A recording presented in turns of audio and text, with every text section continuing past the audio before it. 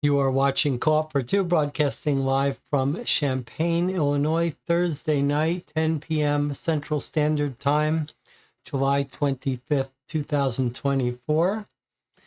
It's been over a week, maybe 2 weeks since I did a live stream. Is that right?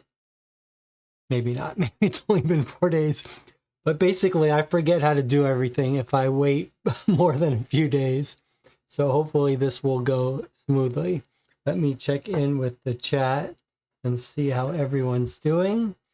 Small group today. YouTube says 7 concurrent viewers, 3 likes. Let me do a quick bit of bookkeeping before we get started. And if anyone is up to any projects involved in anything interesting, please feel free to talk about it. Okay, so bookkeeping. On Sunday, I will do my 14th channel update live question and answer. I don't really have anything planned, so if you've got questions, I hope you'll join me. We can talk about whatever you want to talk about. I will give a little bit of an update on High and Low, the New York Noir mystery game that I've been working on. I'll talk a little bit about Gen Con, which I'll be going to next week with a bunch of friends. So I do hope you can join me for that. Other bookkeeping. Last week, I did post 5 reviews. Those games are all behind me on the wall. Body of Evidence, Guilty, Cold Case End of the Line, and Hunt a Killer's odd box called Dead on the Vine. And I thought today we'd play something a little easy, sort of ease my way back in after vacation, and play our third ThinkFun Cold Case game. So we played End of the Line a couple weeks ago, and the ThinkFun series is an interesting one. It's priced way at the bottom of the cold case games. You can get them for about $12, $15. And the first one I played, there's 4 of them. The first one I played was called A Story to Die For. And I believe I played that off the channel and found it a little too simplistic. Although it's possible I played it and didn't worry about some of the more subtle details, but whatever. I found it a little too easy for my taste, a little too straightforward. Didn't really hold my interest. But I was surprised when we played End of the Line, because End of the Line, the one I reviewed last week, felt much more serious, substantial, still maybe on the easy and short side, but felt like a genuine cold case game with an interesting story. So I am curious to see where Murder with Interest falls. Is it going to be closer to A Story to Die For or closer to End of the Line? Anything else to talk about? Okay, and no one in the chat is talking about any projects. So I guess we'll just get into this, especially since in a couple days I'll be doing a live Q&A. There's no point in wasting time talking about nothing. Okay, let's just open the box and get started. So this stream, you only had a couple hours notice to join me for. That might explain some of why we have a small turnout today. And whenever I do these last minute streams, I try to pick a game that people haven't been waiting to play. So we've played a bunch of the ThinkFun cases before, so no one's going to be too upset if they miss one. All right, Murder with Interest.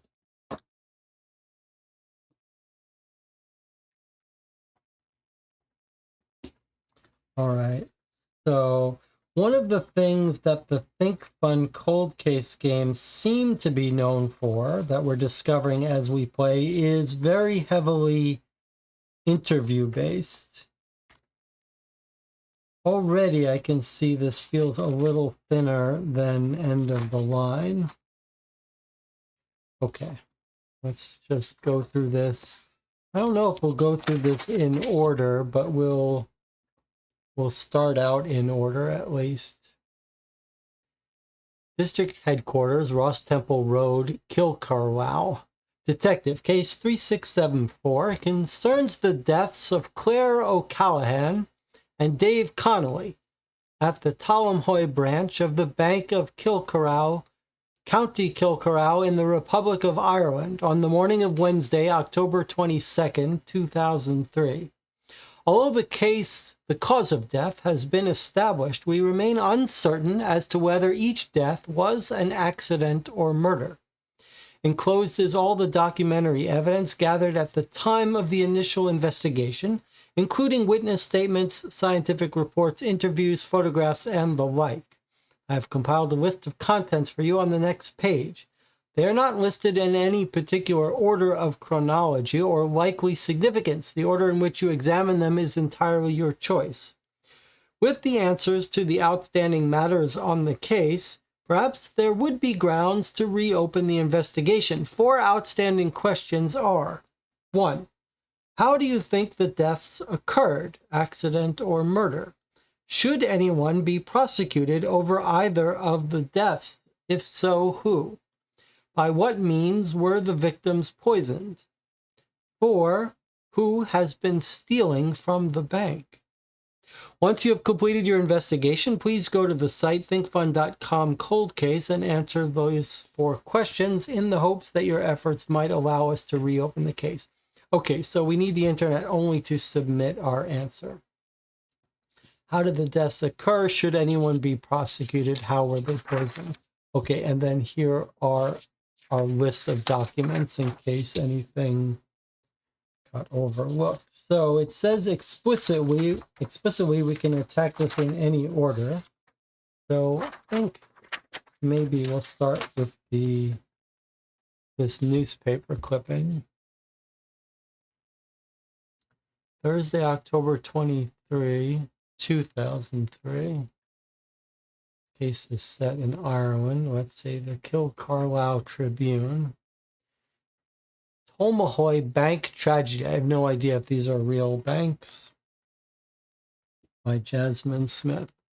Tragedy struck the Tomalhoy branch of the Bank of Kilcarlisle yesterday when popular branch manager Claire O'Callaghan was discovered dead at her desk by staff at the bank. Miss O'Callaghan, 42, had a history of heart problems and had moved to the Tomalhoy branch from her previous high-profile role as the bank's head of international operations, seeking a slower pace in Tomalhoy. Miss O'Callaghan's husband, local Dr. Liam O'Callaghan, was conducting his morning surgery at the time, but ran to the bank when told of his wife's collapse. Tragically, she was beyond recovery by that time, and he had the unenviable task of pronouncing her dead at the scene. And here is Claire.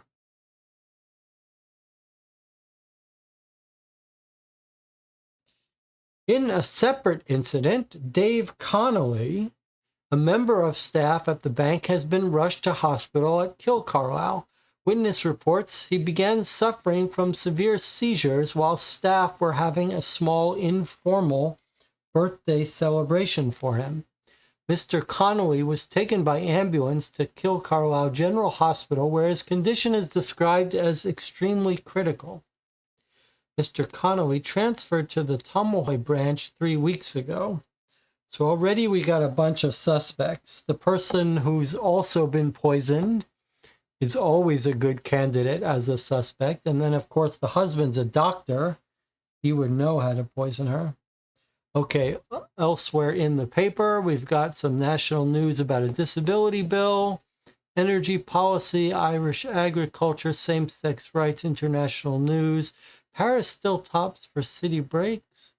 Stop Press, Bank of Kilcarlisle employee Dave Connolly died in intensive care at Kilcarlisle General overnight. Cause of death unknown. Police now treating his death and that of branch manager Claire O'Callaghan as suspicious. Okay, he died. Interesting.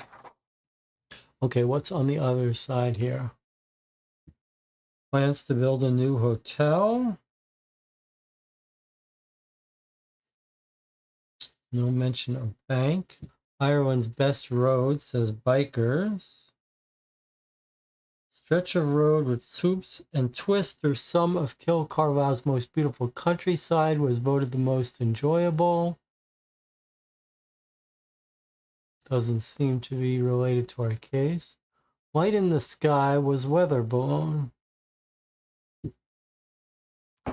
Okay.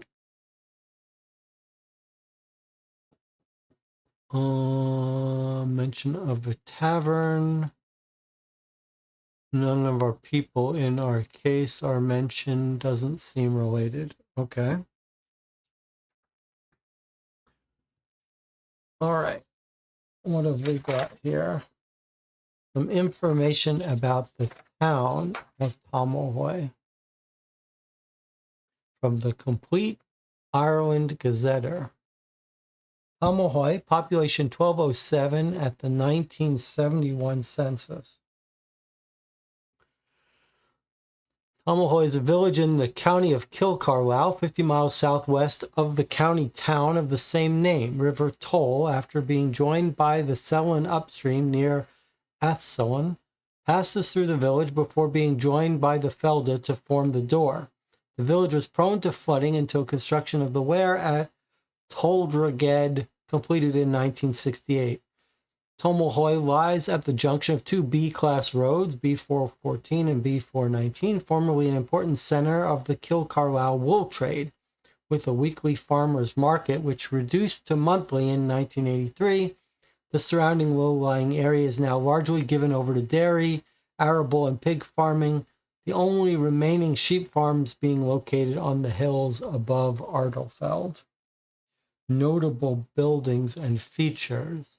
We've got St. Agnes's Church, an example of 19th century architecture with the nave, tower, chancel, and aisle built from local stone.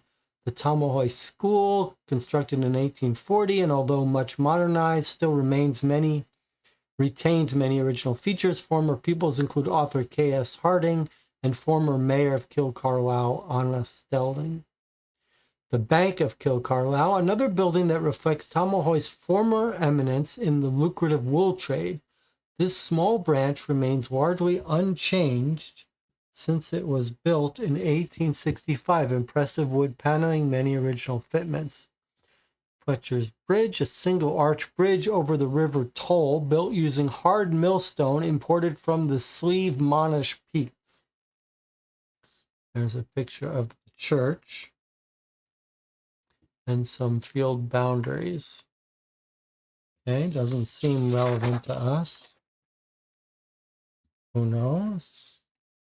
We've got a little map here of where Tomelroy is. Let's see. Hotels, flights, rental cars. Doesn't seem important. Let's see if we can get our bearings here. So there's Tomelroy.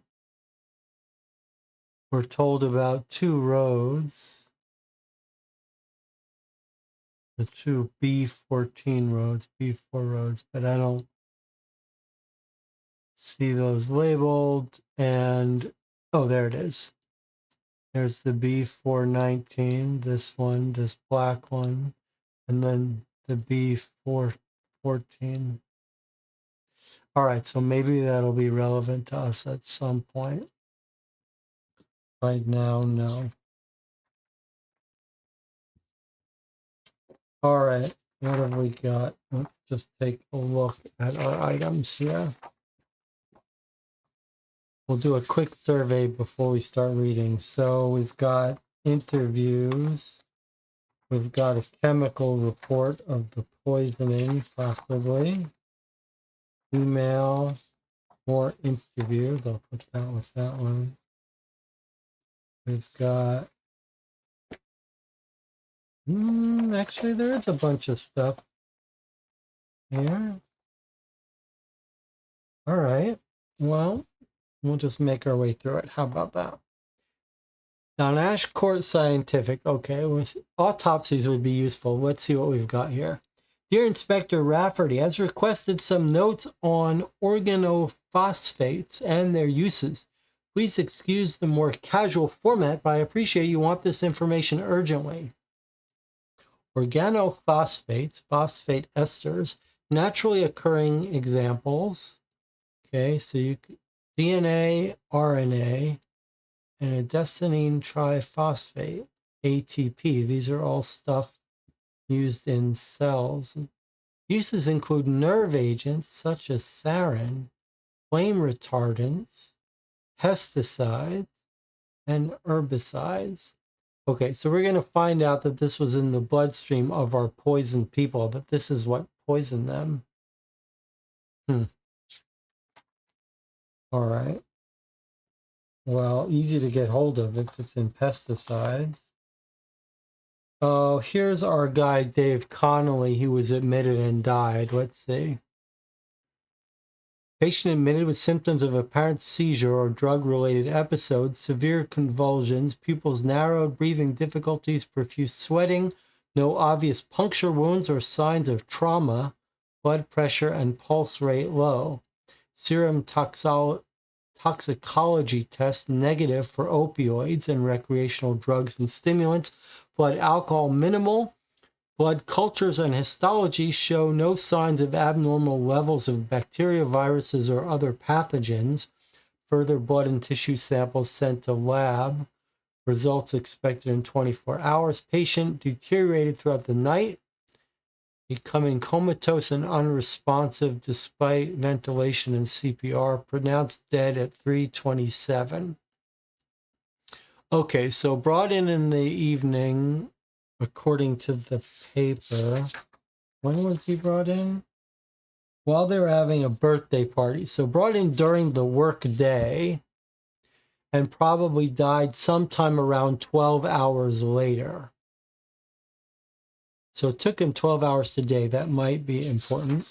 And this is going to be the report about what was actually found, no doubt.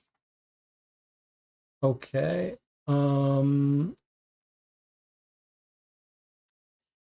I guess we're going to continue on this path of the looking at what information the detective got. This looks like an email to our detective. Given the unusual circumstances surrounding the major incident at the Bank of Kilcarlisle, I thought it best to record the sequence of events for the record. First attendance was in response to the death of Mrs. O'Callaghan, as is standard procedure for any sudden unexplained death. There was nothing suspicious about her death, and we were informed of her history of heart problems. The body was therefore removed to the morgue for a post-mortem, again standard procedure under the circumstances. We were aware that another member of staff, a Mr. Connolly, had been taken to hospital suffering from seizures. But there was no reason to connect the two events. Staff at the bank knew very little about Mr. Connolly, as he was a recent recruit. At the time, we believed that either a medical condition or possible drug-related activity were the most likely causes of his problem. Mr. Connolly did not respond to standard treatments administered at the hospital. Doctors were puzzled. Blood samples had been sent for analysis and returned negative for pathogens. At this point, the doctors asked that the samples be tested for toxins, specifically poisons. The lab then identified an organophosphate in Mr. Connolly's blood, alerted the doctors immediately. Unfortunately, this came too late for Mr. Connolly, who died in the night in hospital. The particular organophosphate identified would have been ingested, but would have undoubtedly caused death. Would have to be ingested. I don't know why this isn't and would have undoubtedly caused death. Okay, so they think he swallowed the poison or was fed it in food or drink. We were informed of this development and were left with the possibilities that the fatal dose could have been administered in one of three ways. So he could have taken it himself, he could have taken it accidentally, or he could have been poisoned. At this point, we had no reason to connect Mr. Donnelly's death with that of Mrs. O'Callaghan, but it felt like a bit too much of a coincidence to me. So on a hunch, I asked the labs to get a blood sample from Mrs. O'Callaghan's body and test it for the same organophosphate. The results came back positive, with a much higher level present in her blood than in Mr. Connolly's. By now, it was Thursday morning, almost time for the bank to open for business. So I sent a squad round to secure the premises, collect samples for possible sources of the poison, and begin interviewing other members of staff. As there were now two suspicious deaths to investigate, we looked at the potential scenarios as follows. Okay, so he's come up with some scenarios. Both tragic accidents. One an accident, one murder. He or someone else kills her, accidentally poisons him. Okay, I like that theory. Is it possible that Dave was murdered and Claire accidentally ingested some poison? Or that they were both murdered for some reason? Squad were instructed to treat both deaths as suspicious, but keep an open mind as to the possible causes. Okay, I like this. I like this breakdown of possibilities. Seems like if it's personal, then it seems very unlikely that you'd have to murder both of them. But if it's some sort of robbery and the two found out, maybe you'd have to kill them both. Okay, so I saw there was another email. Let's see if we can't find that. Oh.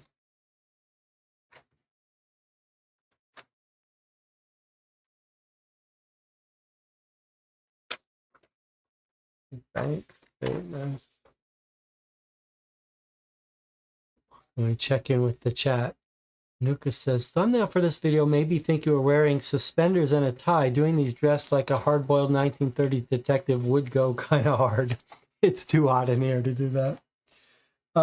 Okay. So this email was from Rafferty to C. McGuire. This one is from Cullen to Rafferty. Following the hospitalization of Mr. Dave Connolly from his place of work at the Tomohoi branch of the Bank of Kilcorral this morning, I attended his home address to speak with anyone there concerning his welfare. His address, given to me by the branch secretary, is 3 The Cottages, Strathmullen. There was no reply at the door, but I found out from a neighbor that the property was rented from Mrs. Collins at number 1. She gave me a key and permission to enter the property. Mrs. Collins told me that Mr. Connolly lives alone. The rent is paid directly by the Bank of Kilcarlisle.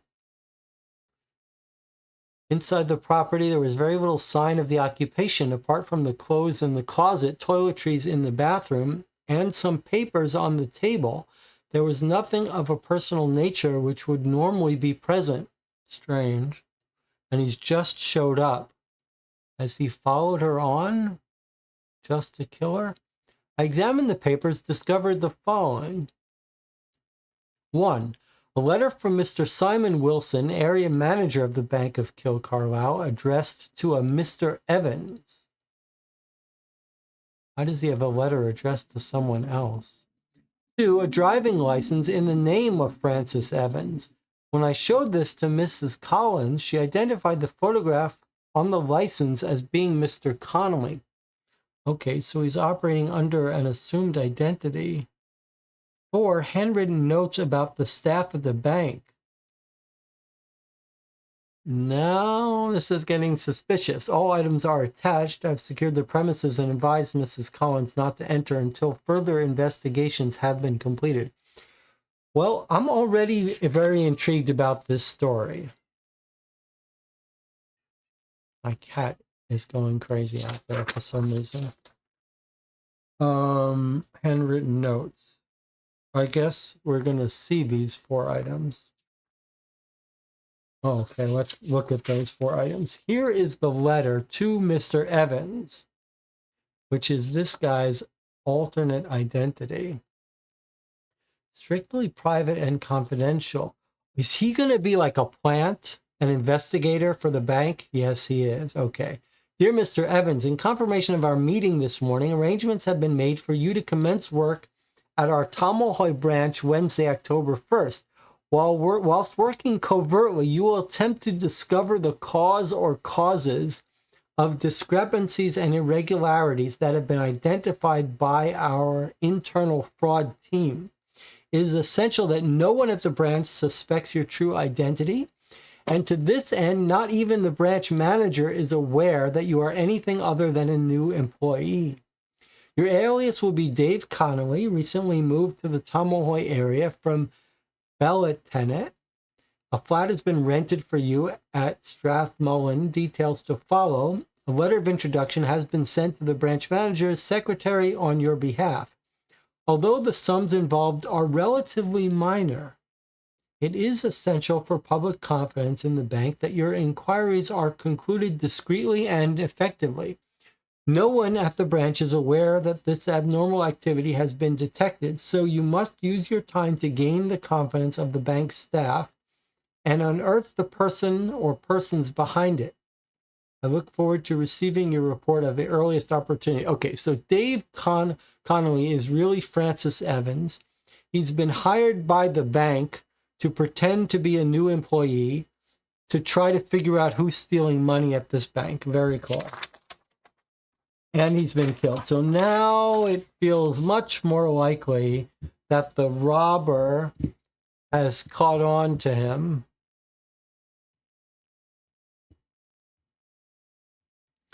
But why kill the other woman? And also,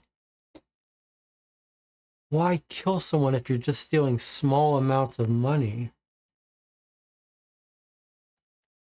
Okay, what else were we told? We got the letter from the bank. Driving license. Do we have that driving license here?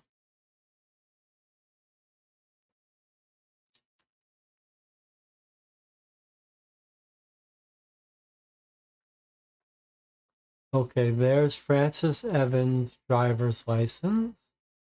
So we can get his age from this.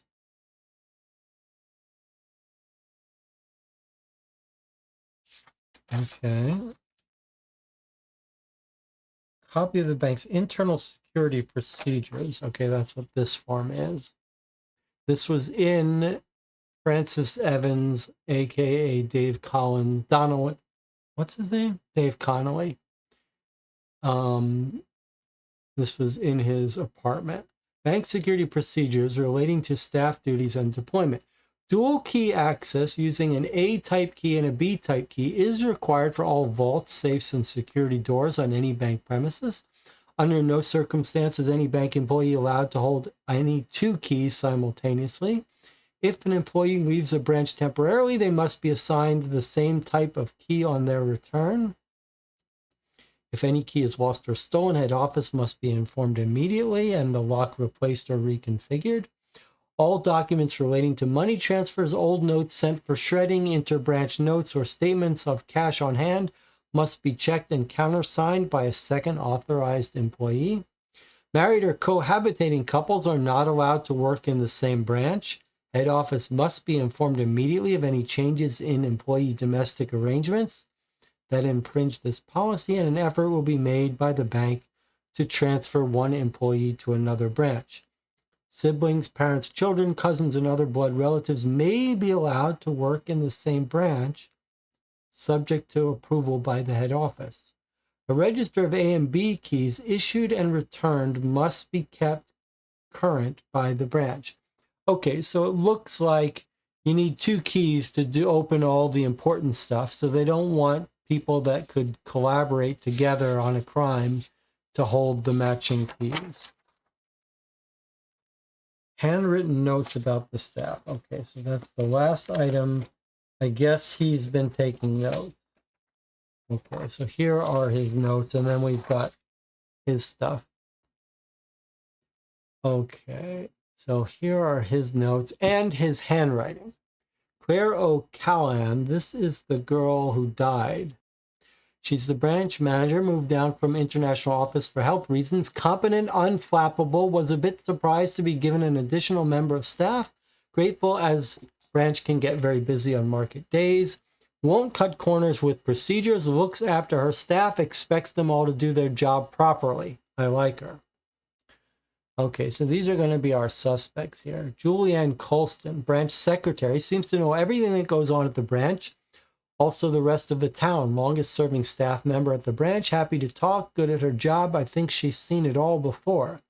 Very inquisitive about me. Where do I live? Am I married? She's always stopping by the desk for a chatter, just after some gossip. Don't think she suspects, though. Robert Bayless, senior teller, neat, precise, no fuss type of man, encyclopedic knowledge of bank procedures, loves his gadgets, seems to have a problem with John, one of the junior tellers.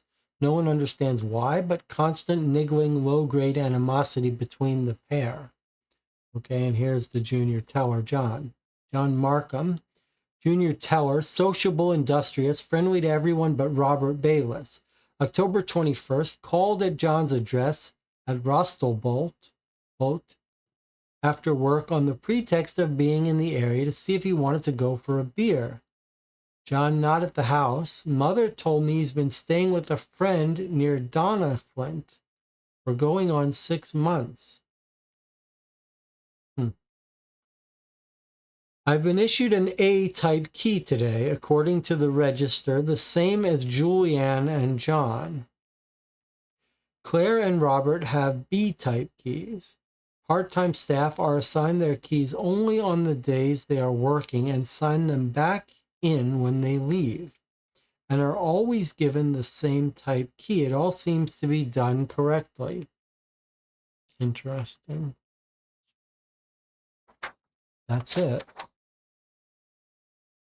Wow, that's a small suspect list. Okay, so in addition to these three, and this guy's acting a bit weird in terms of where he's living, he tells us who's got A and B keys. Maybe we're going to find out that two people had to be working together.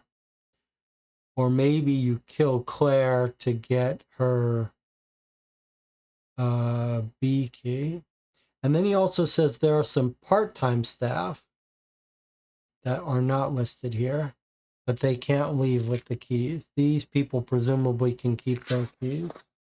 Okay, so let's keep these items together.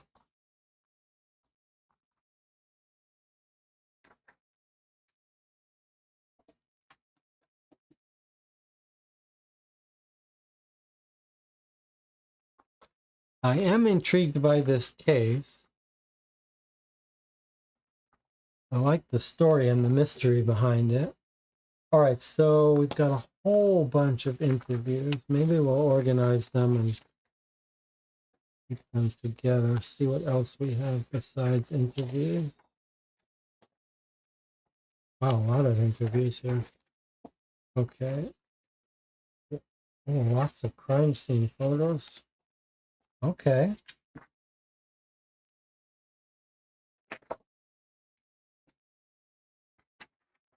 All right, so before we dig into the photos,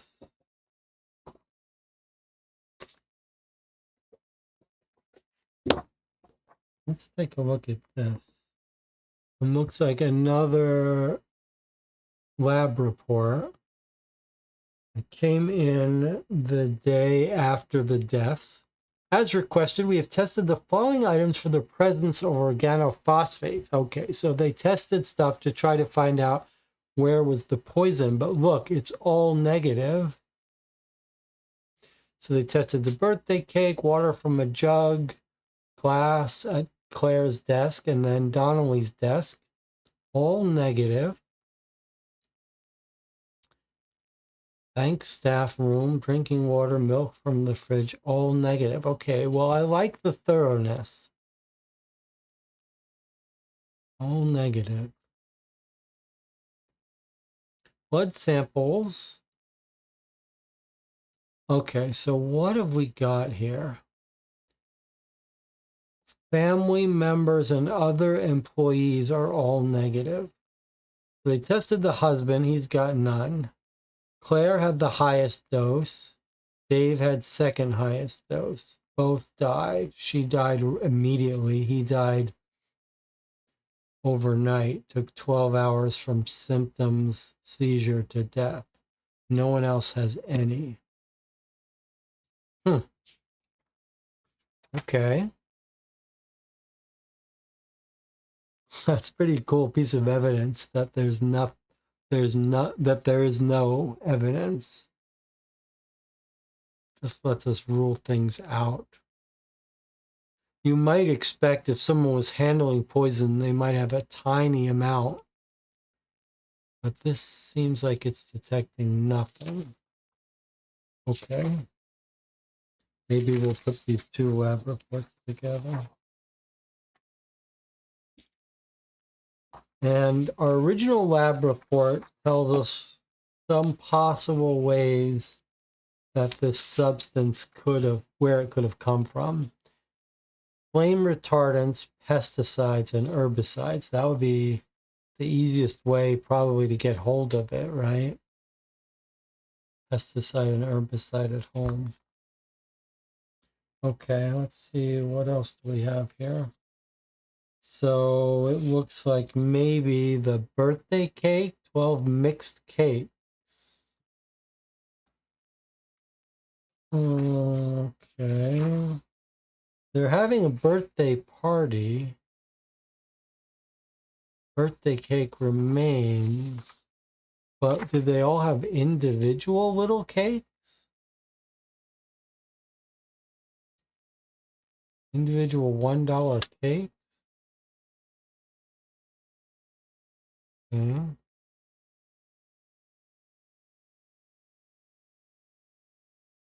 So that would be easier to poison his cake and then, or their two cakes, and then dispose of them.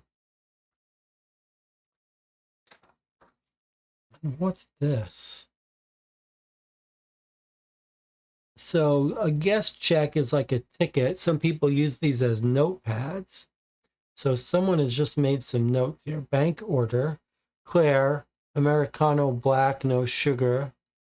Robert, decaf milk, no sugar. Okay, so someone went and got coffee somewhere.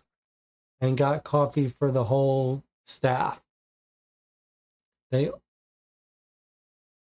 Claire and Dave both got Americanos.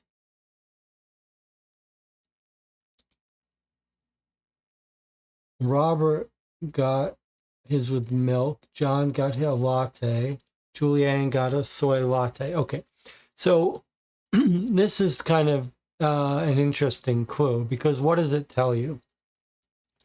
It tells you that Claire and Dave are two people who were killed, had coffee that looked the same, right? They both have Americanos, which is going to look like a black, it's essentially a black coffee. It's an espresso with water.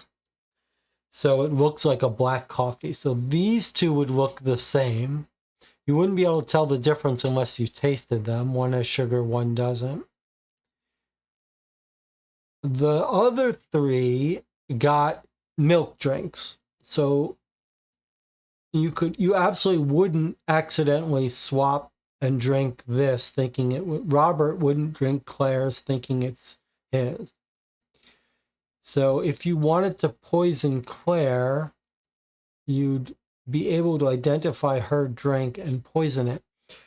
However, the one flaw in this ointment. So I guess what I'm trying to suggest is that you could, if you were trying to poison Dave, you would want to put your poison in one of these, in the Americano that belonged to Dave, the sweetened Americano. But maybe you got it wrong. And you put it in the wrong one. Now, but 3 sugars is a lot of sugar. So this is an interesting clue. So here's what I'm trying to suggest as a potential situation.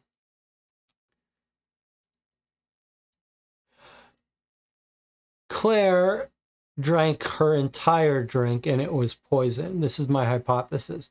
Claire drank her entire drink and it was poisoned and it killed her. But before she got it, Dave thought that that drink was his. He took a sip of it. He said, "This isn't my drink. It's got no sugar. It tastes terrible. It's too bitter." So he passes it along to Claire, who drinks it and dies. And then he drank enough of it that he also died. So that's going to be a hypothesis of mine, that Claire was the poisoned, intended poison, and he drank some by mistake. Now, the other thing I wanted to point out here is that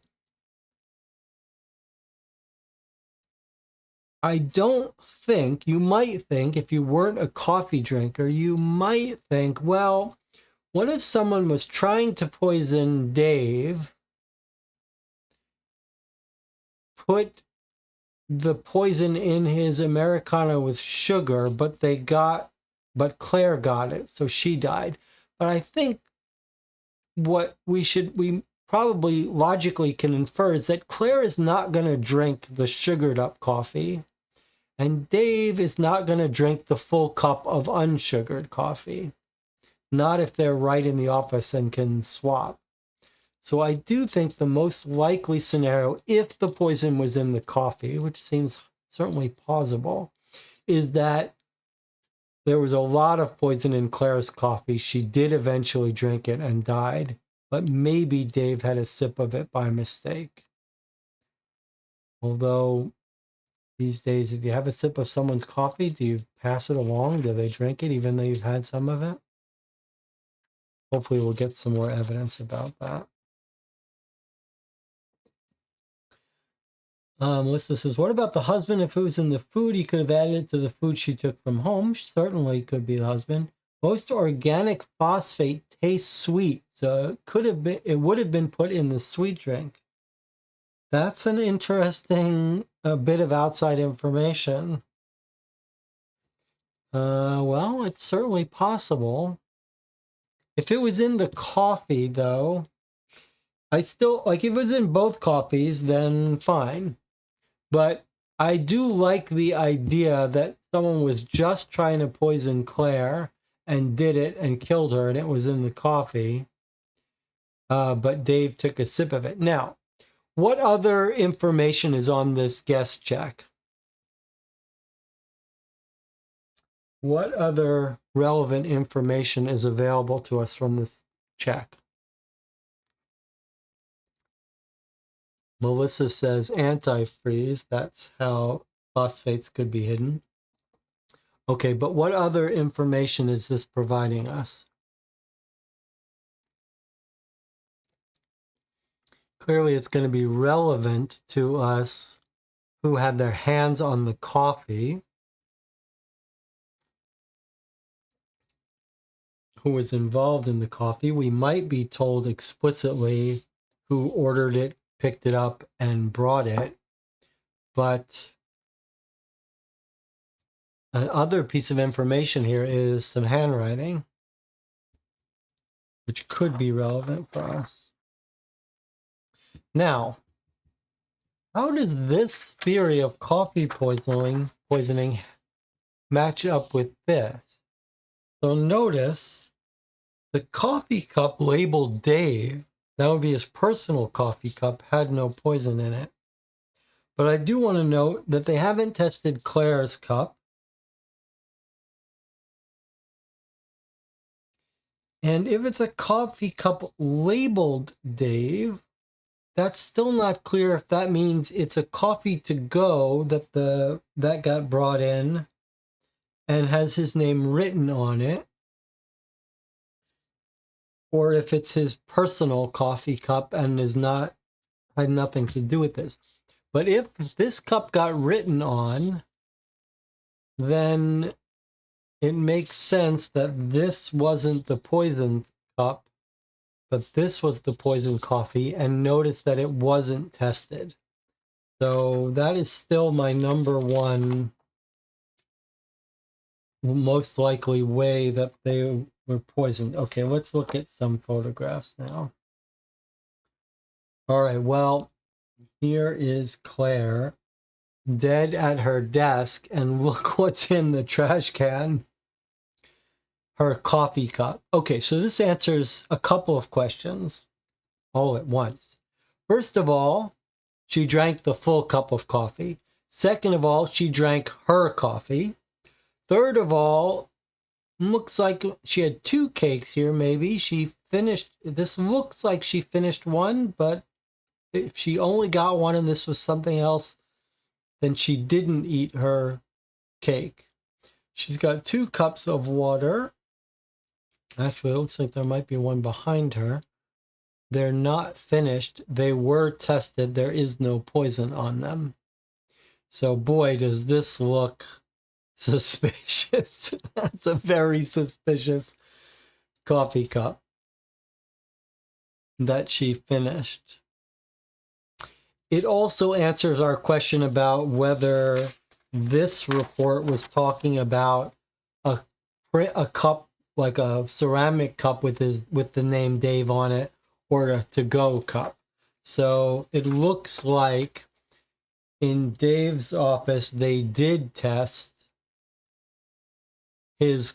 find his coffee cup and it didn't have poison. So I think my theory is looking good. Now, so I said here, it looks like she didn't eat this little mini cake. Maybe she did eat this one, but we've got a photograph of it. So I think now this is giving us a different picture. These aren't 2 items. Each person got their own cake, and it was in a cupcake holder. So this is someone else's, and Claire did not eat hers. I don't even know if they bothered to test it because it looks like they did test it. I'm not sure what the point is. She didn't bite into it. So this cupcake used to be in here. She took it out, but she never got around to it. And this item here is going to be Dave's desk. They did test his cupcake. He did eat half of it. No poison. Melissa says If it was written that big on the cup, would they really have confused each other's cups? I think that's a good point. Like, would you take a sip would Dave take a sip out of Claire's cup if her name is written so big on it? But actually, Claire and Dave doesn't look that different. Like, if you just saw this at a glance, that kind of looks like Dave. A little bit, at least. All right, I don't see anything else on her picture that stands out. So it was tested. Item 24. So it looks like we could probably line these up. Could we? Sample 1, birthday cake remains. This says sample 1 is from her desk, but I don't think this is sample 1. This is item 24. Item 14. So these item numbers don't seem to match. Whoops. These item numbers don't seem to match up with this, but I think we can make our own sense of them. Okay. Let me just bring this over here. All right, so coffee's looking better and better as the poison stuff. Let's see what else we've got. Here's the pitcher of water. We're told this is a water jug from Claire's desk. It is item number 2. And I think we might have been able to see this here. I think there it is. It's behind her. So there it is. Looks like we can see some stuff through it, but nothing jumps out. Okay, it's half full. It's negative for poison. What is this? What on earth is this?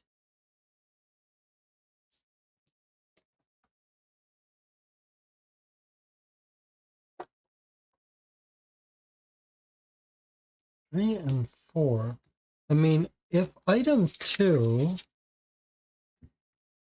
is the water jug and it is sample 2, 3 and 4, I see. Okay, so this is just a photo from the lab, and it looks like what they did was they took a little bit of each glass, put it in a test tube, and tested it. Okay, and those were negative. Then we've got someone finished their cake.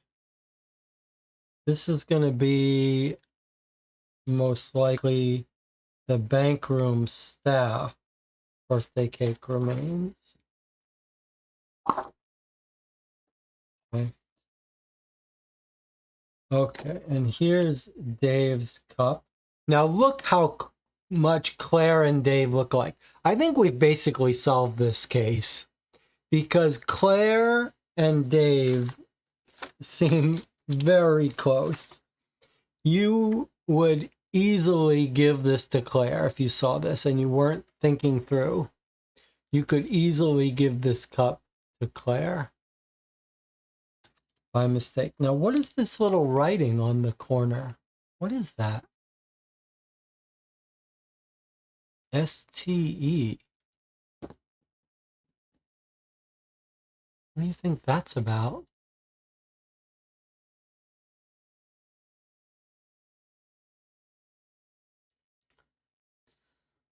Doesn't say sugar. It says something, but I really think we've figured out what's happened. Stevia instead of sugar, possible. Although it does say 3 sugars. Okay, what have we got here? Another test of something from the lab. Everything was negative, so it doesn't really seem like it matters. Milk. Why would they test the milk? Okay, I see. They opened up the fridge.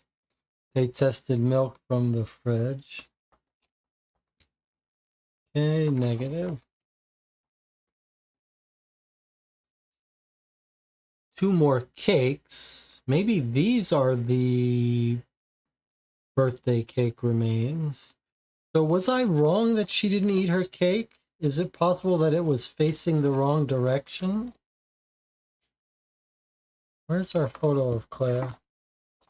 Okay, I think maybe I was wrong. I think maybe she did take a bite out of the back of that, and we just couldn't see it. So that's important. Oh, no, it's not important because she didn't finish it and they did test it and it was negative. So unless you put the poison just in a little portion of it, she wasn't portioned. Okay, backroom staff, no poison. All right, now I see a photograph of a CCTV, but I'm not going to look at that yet till we see some reference about it. Okay, oh, is this his birthday card? Yes. Okay, so here's Dave's birthday card.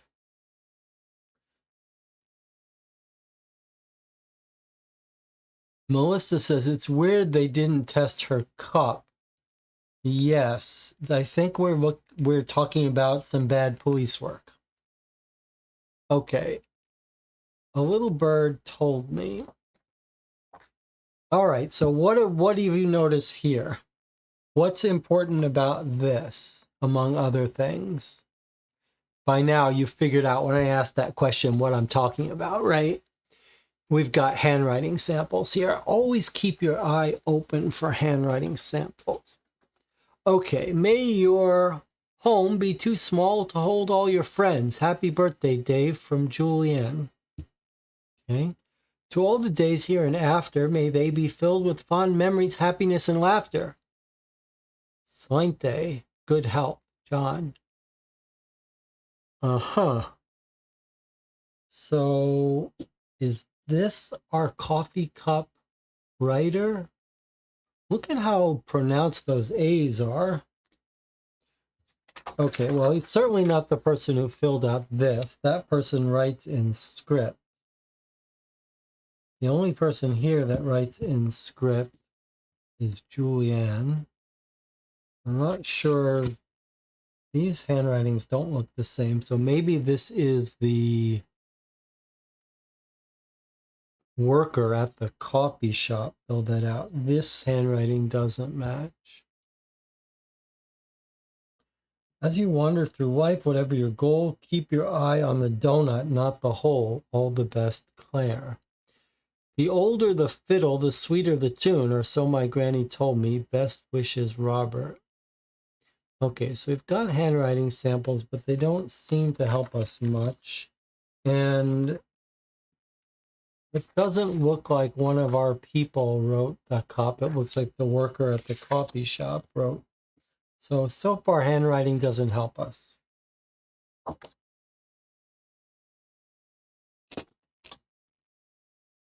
So this seems useless to me at the moment.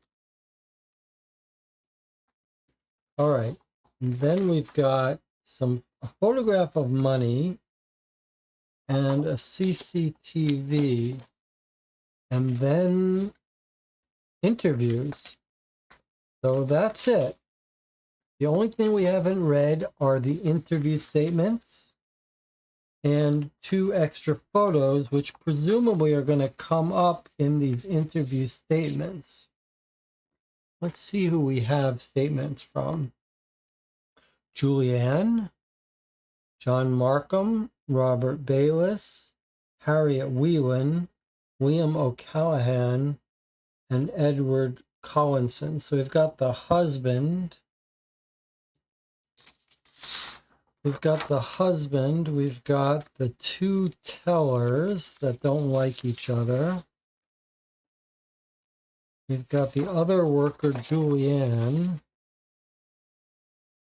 Okay, can I see? So who are these 3 people? They're not main staff. They must be either the temp workers or other people. I see. One of them works at the cafe, the coffee shop. Okay. So lots to learn here, and then presumably we're going to get these other 2 photos as we get deeper. I think I feel fairly good about the coffee poisoning theory, but that still doesn't tell us who or why. And someone's going to get fired in that police department for not testing that coffee cup.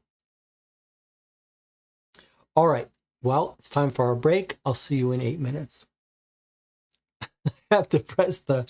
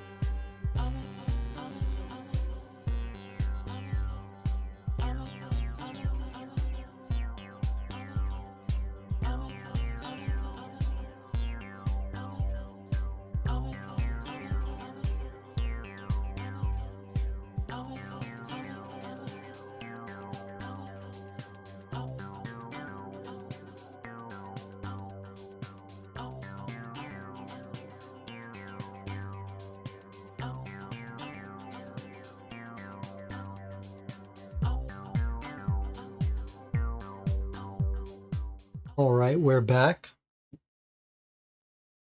Time to go through the interview statements.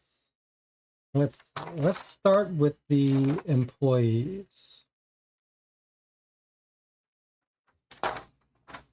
Maybe in order of seniority.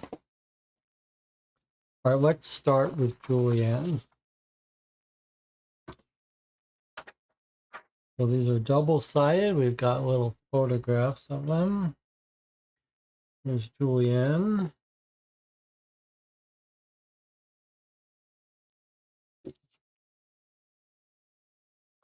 Police interview Julianne Colston, Thursday, October 23rd, 9:10 a.m. Interview conducted at Bank of Kilcarlisle, Tomalhoy branch by officers T. O'Doherty and T. Murphy, Dr. Doherty. Please state your name, address, date of birth, and occupation for the record.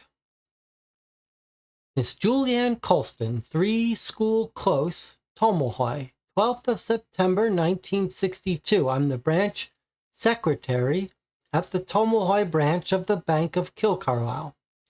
Now, Mrs. Colston, I'm afraid I have some bad news for you. Dave Connolly died overnight in hospital.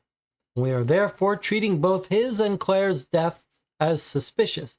Oh, dear Lord, that poor man, and poor Claire, rest her soul. What on earth happened? Well, that's what we need to find out. Now, let's start at the beginning. What time did you arrive at work yesterday? Just before 9, as always. I just live a couple minutes walk away. Claire and Robert were already inside as usual. The rest of the staff arrived and we opened at 9:30. Claire had a meeting booked with that dreadful Mr. Hennessy right at opening. Who's Mr. Hennessy? He's a pig farmer, horrible man. He phoned yesterday saying he wanted a meeting with Claire urgently. He wouldn't tell me what it was about. Okay, we'll come back to that. What happened next? I had gone round on Tuesday with the birthday card I bought for Dave, and everyone signed it. I gave it to him when he came in. He was quite touched. I don't think he was expecting us to do that with him being new to the branch, but, well, we just wanted him to feel at home here. We always have a coffee from the cafe on Wednesdays, and Dave asked if he could pop out to get some cakes to go with them as a little thank you. I pulled together a list for the coffee order and phoned it through to Harriet at the cafe. Dave popped out just after we opened, leaving me with the Tecchi twins. I'm sorry? Well, that's what I call Robert Bayless and John Markham, the other two bank staff. They used to get on famously. Then about 6 months ago, they started bickering. Bickering nonstop. It's a shame they have so much in common, watch all the same TV programs, like the same bands. They even bring the same thing for lunch some days. All right, so what happened with Claire and Mr. Hennessy? It was a short meeting. Just after he stormed out of Claire's office, she popped out looking flustered, grabbed her coffee and a cake from Dave as he walked through the front door. Said she needed 10 minutes to clear her head. Then she went back into her office and closed the door behind her. I'd say this would have been about 9:45. So she's flustered when she grabbed her coffee. Make a mistake about what coffee to grab. Okay, and then? Well, Dave was getting some training from Robert over at the back. I heard Robert scream. I could see Dave was on the floor, writhing and twitching like he was having some kind of seizure. It was very scary. Robert was trying to stop him, hitting his head on the floor. I rang for the ambulance, and they were here very quickly. They made sure Dave's airway was open. I strapped him to a stretcher and set off for the hospital. It was only then I realized that Claire didn't know what was happening. I knocked on her door, but there was no reply, so I went in. Her head was down on her desk as if she was asleep. I shouted her name a couple times, I think, but she didn't wake up. I shook her arm, nothing. She was very still and very peaceful. I just knew she was dead. Her husband, Liam, is our local doctor, and his practice is just minutes away. I went out into the main office and shouted for John to run around there and bring Liam. Robert came back into her office with me. He told me to ring the police and another ambulance and to close the bank immediately. Of course, he has a mobile phone, but he was using it to take pictures of the scene. Then John and Liam came running in. Liam was distraught. He felt for a pulse, held her in his arms, and wept, like a child he did. He was still holding her when the second ambulance arrived, then the police soon after. In the end, they said her death was unexplained, but not suspicious. So you closed the branch? Yes, we did. Robert called area office and explained the situation. As far as we knew, Claire had died of a heart attack, and Dave, well, for all we knew, he might have had epilepsy or some other health issue. So is everything in the branch now just as it was when you closed up yesterday? Well, the cleaners will have been in overnight, but they have strict instructions not to touch anything on the desks. They vacuum the floors and empty the bins. That's it. Okay, thank you, Mr. Colston, Mrs. Colston. We'll be back in touch if we need to speak to you again.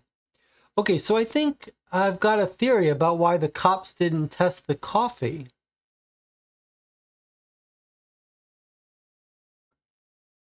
This is 2003. Let me explain. This is actually quite a little subtle point.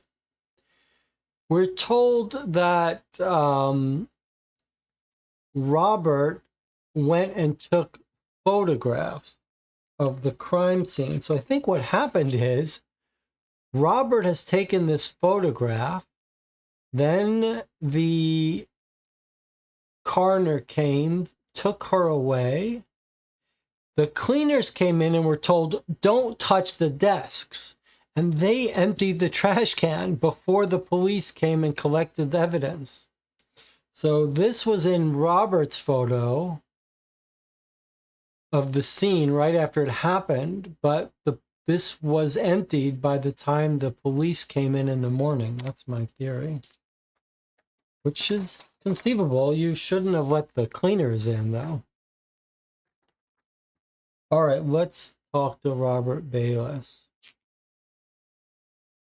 Police interview Robert Bayless, Thursday, October 23rd, 2003, 9:28 a.m. Interview conducted at Bank of Kilcarlisle, Tomohoi Branch. Officers Doherty and Murphy.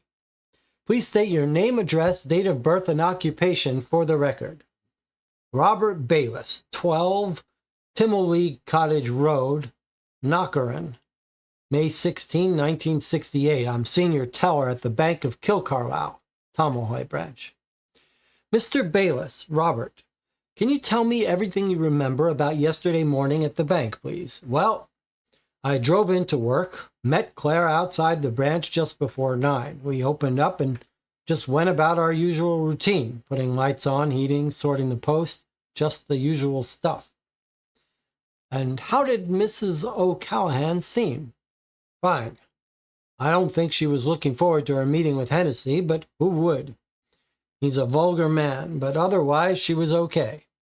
The rest of the staff came in. Julian gave Dave his birthday card and took our coffee orders. We opened up at 9:30.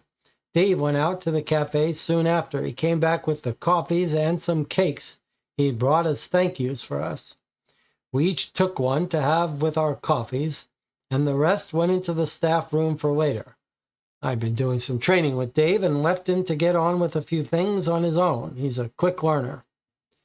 So nothing unusual up till then? Nothing out of the ordinary? No, nothing at all. Then next thing I know, Dave starts twitching and trembling violently. Then he was on the floor, his eyes were wild, and he was making a horrible gurgling noise. I ran over and held his head to stop it banging on the floor and shouted to Julianne to get an ambulance, quickly. I reached into his mouth to make sure he wasn't swallowing his tongue, and then really just tried to hold him to stop him hurting himself by thrashing about against the floor and the furniture. When the ambulance arrived, Markham showed the paramedics through, and they strapped Dave to a stretcher before they rushed him to hospital. We were all very shaken. How's he doing? Have you had any word from the hospital? Sorry to have to tell you, but Mr. Connolly died overnight. Oh my God. Claire and Dave, both in one day. Robert, I hate to tell you this, but it seems both Mrs. O'Callahan and Mr. Connolly were poisoned. What? You can't be serious. I mean, how? Was it something they'd eaten? What about the rest of us, John and Julianne? None of you are showing symptoms, and as it is a quick-acting poison, we don't think you're at risk. But we will be taking a blood sample from each of you at the end of these interviews for analysis. The branch will remain closed until further notice. Of course. Was this accidental? We don't know yet, but we will find out. Now, can you tell me anything else which might help us to do that? No, well, I just had an odd feeling about Dave. Something wasn't right. Nothing concrete, just he felt wrong. Does that make any sense? Can you think of anyone who would want to harm either Mrs. O'Callahan or Mr. Connolly? Customers? Staff? Staff? God, no. John wouldn't hurt a fly, and Julianne is, well, Julianne. Solid, dependable, honest. She's our rock. She did mention to us that you may have taken a photograph of Mrs. O'Callahan in her office when she was found dead. Is that true? Yes. I'd forgotten about that. It's on my new mobile phone. You can take pictures with it. I've gotten into the habit of snapping anything interesting with it. I did take a picture of Claire. Why would you do that? I don't know. It just seemed important. I thought maybe it would be useful. I'm afraid we'll have to take your mobile phone so we can process that photograph. Oh, of course. So this is the photograph from that phone. I guess the writer intended us not to have this until we read this, but whatever, it's in the evidence. What do you know about Dr. O'Callahan. I believe Mr. Markham ran around to the doctor's office and brought him back. How did he seem?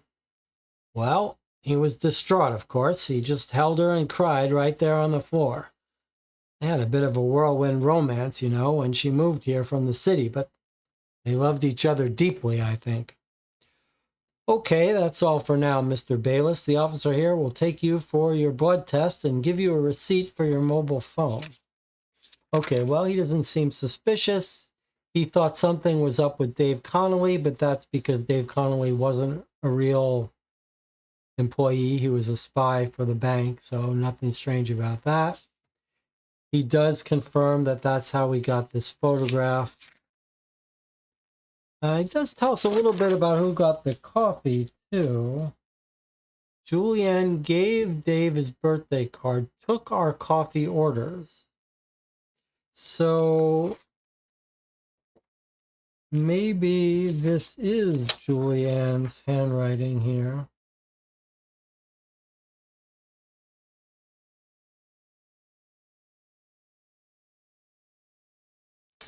Either way, Julianne takes the coffee orders. Then Dave goes out. He comes back with the coffee and cake. So Dave picks up the coffees. Julianne called them in, I think. Dave picked them up and the cakes. And he doesn't give us much room for a poisoner, because he says he comes back with the coffee and cakes. They each take one to have with their coffees. I left him to get on with a few things. Okay, so there is a period of time between when everyone does that, then Dave starts twitching. Okay, so we don't know what's happened in this gap time, and we do want to find out.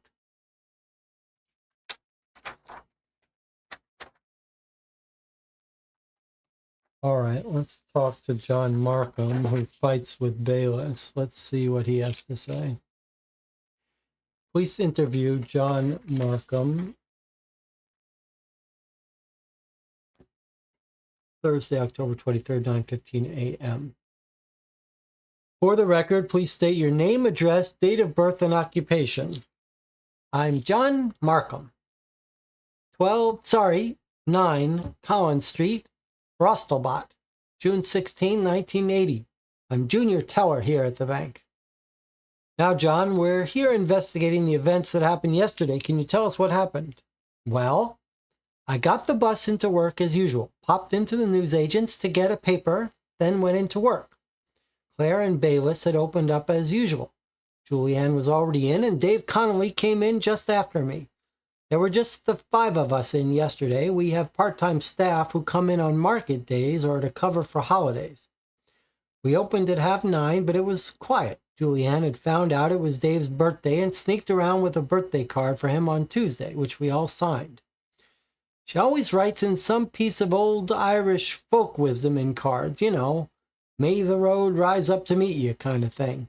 So I played along and wrote something similar myself.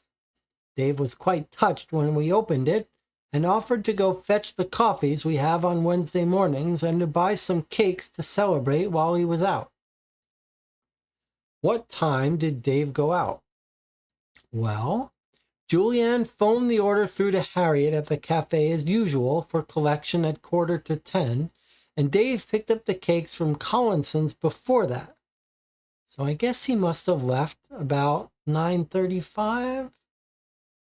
Anything else? Oh, that old rogue, Pat Hennessy, was straight through the doors as we opened them. He had a meeting with Claire. The smell of that man, it's not like he couldn't afford some soap. I swear his pigs are cleaner than he is. Anyway, Claire, bless her, took him into her office to save us all from the worst of it. Dave came back with the coffees and some lovely little individual cakes just as Hennessy stormed out. We all took our coffees and cake each and got back to work. Claire took hers into her office and closed the door, though I bet she opened the windows. Can't have been more than a few minutes when I turned around and saw Dave on the floor. twitching and writhing with a terrible look on his face.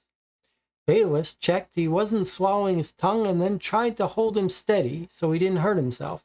He shouted for Julianne to phone an ambulance. It was all very hectic. I was really scared. Do you know what was wrong with Mr. Connolly? I don't. I mean, he's just new to the branch. I thought maybe he was having a seizure. Okay, what happened next?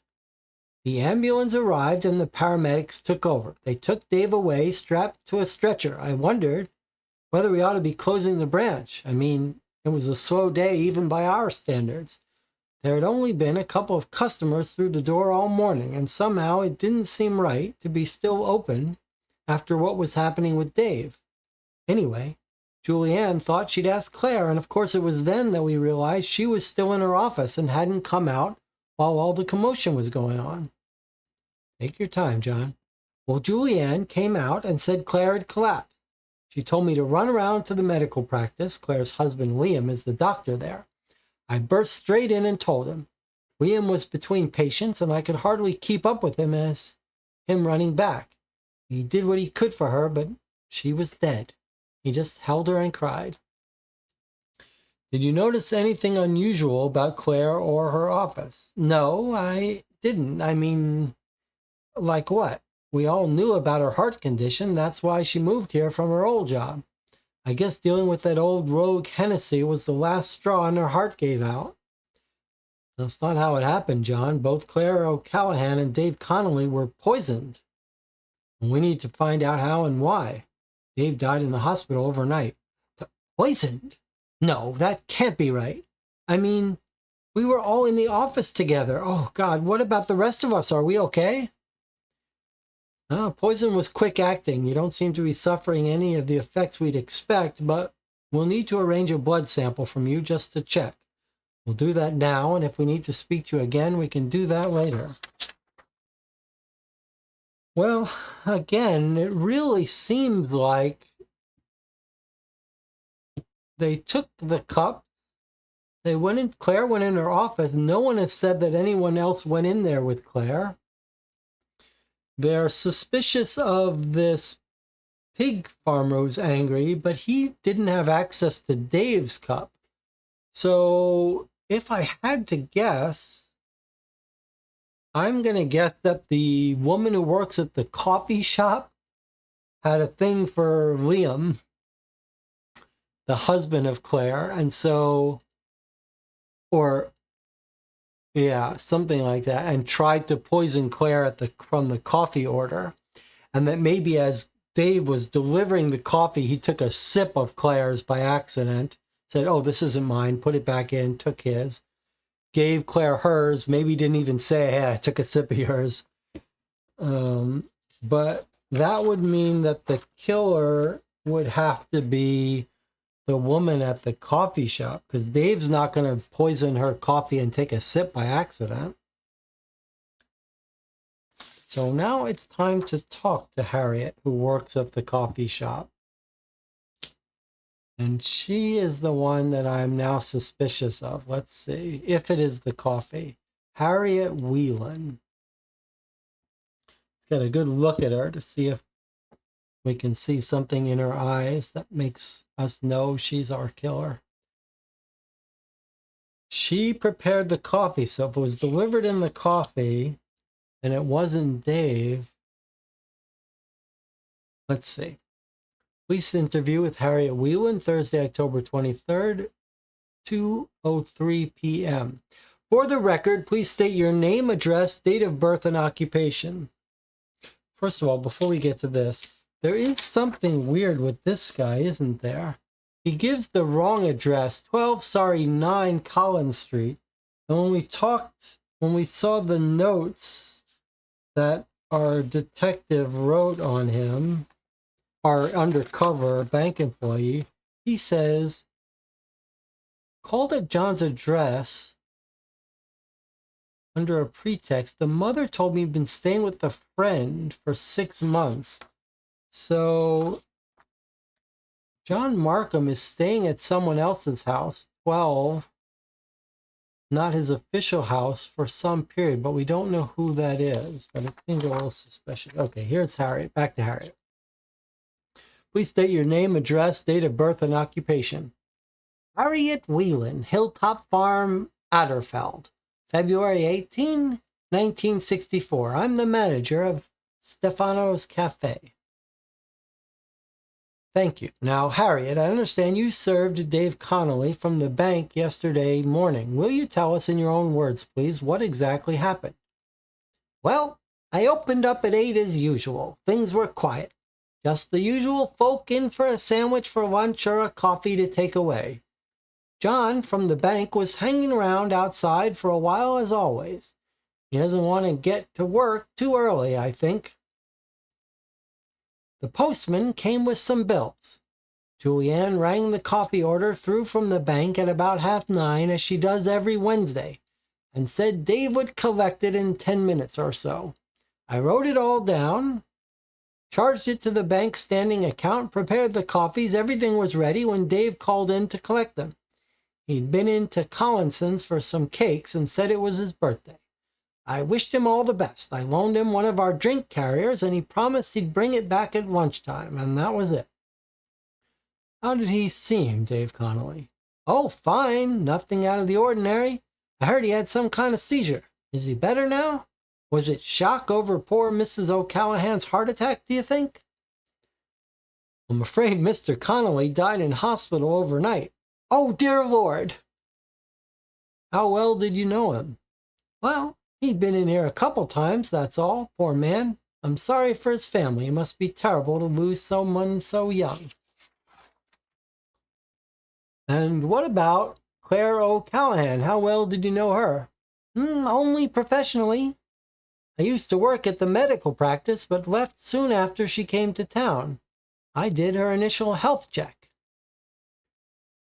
What about the others at the bank? Robert Bayless, for instance. You mean Gadget Man? Keeps himself to himself, always busy playing with his latest techie toy. Only knows Claire professionally. I used to work at the medical practice. So, if this woman worked with Liam and was in love with Liam, could she be trying to kill the wife so she could get back with the husband? That's one possibility. The other thing she mentions, which is strange, is that John from the bank was hanging around outside for a while, as always. That's weird. She makes the coffee. Everything was ready. So is it possible John snuck in and poisoned the coffee? This part is suspicious, though. Worked at the medical practice. Left soon after she came to town. So did our Claire get her fired? Hopefully Liam will tell us. The other thing is, remember, we're being told some money is going missing from the bank. We haven't caught any whiff of that.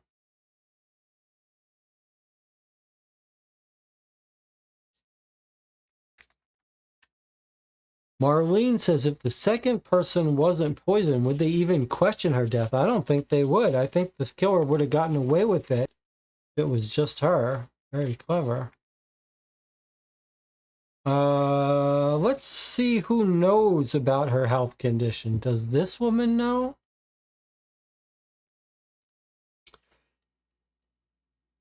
I heard he had some kind of seizure. Is he better? Was it shock over poor Miss O'Callahan's heart attack, do you think? So she does seem to know that she had a heart attack, but maybe that's the scuttlebutt. But if she worked for the husband, she might very well have known that the wife had a heart condition. All right, we've got 3 more interviews left.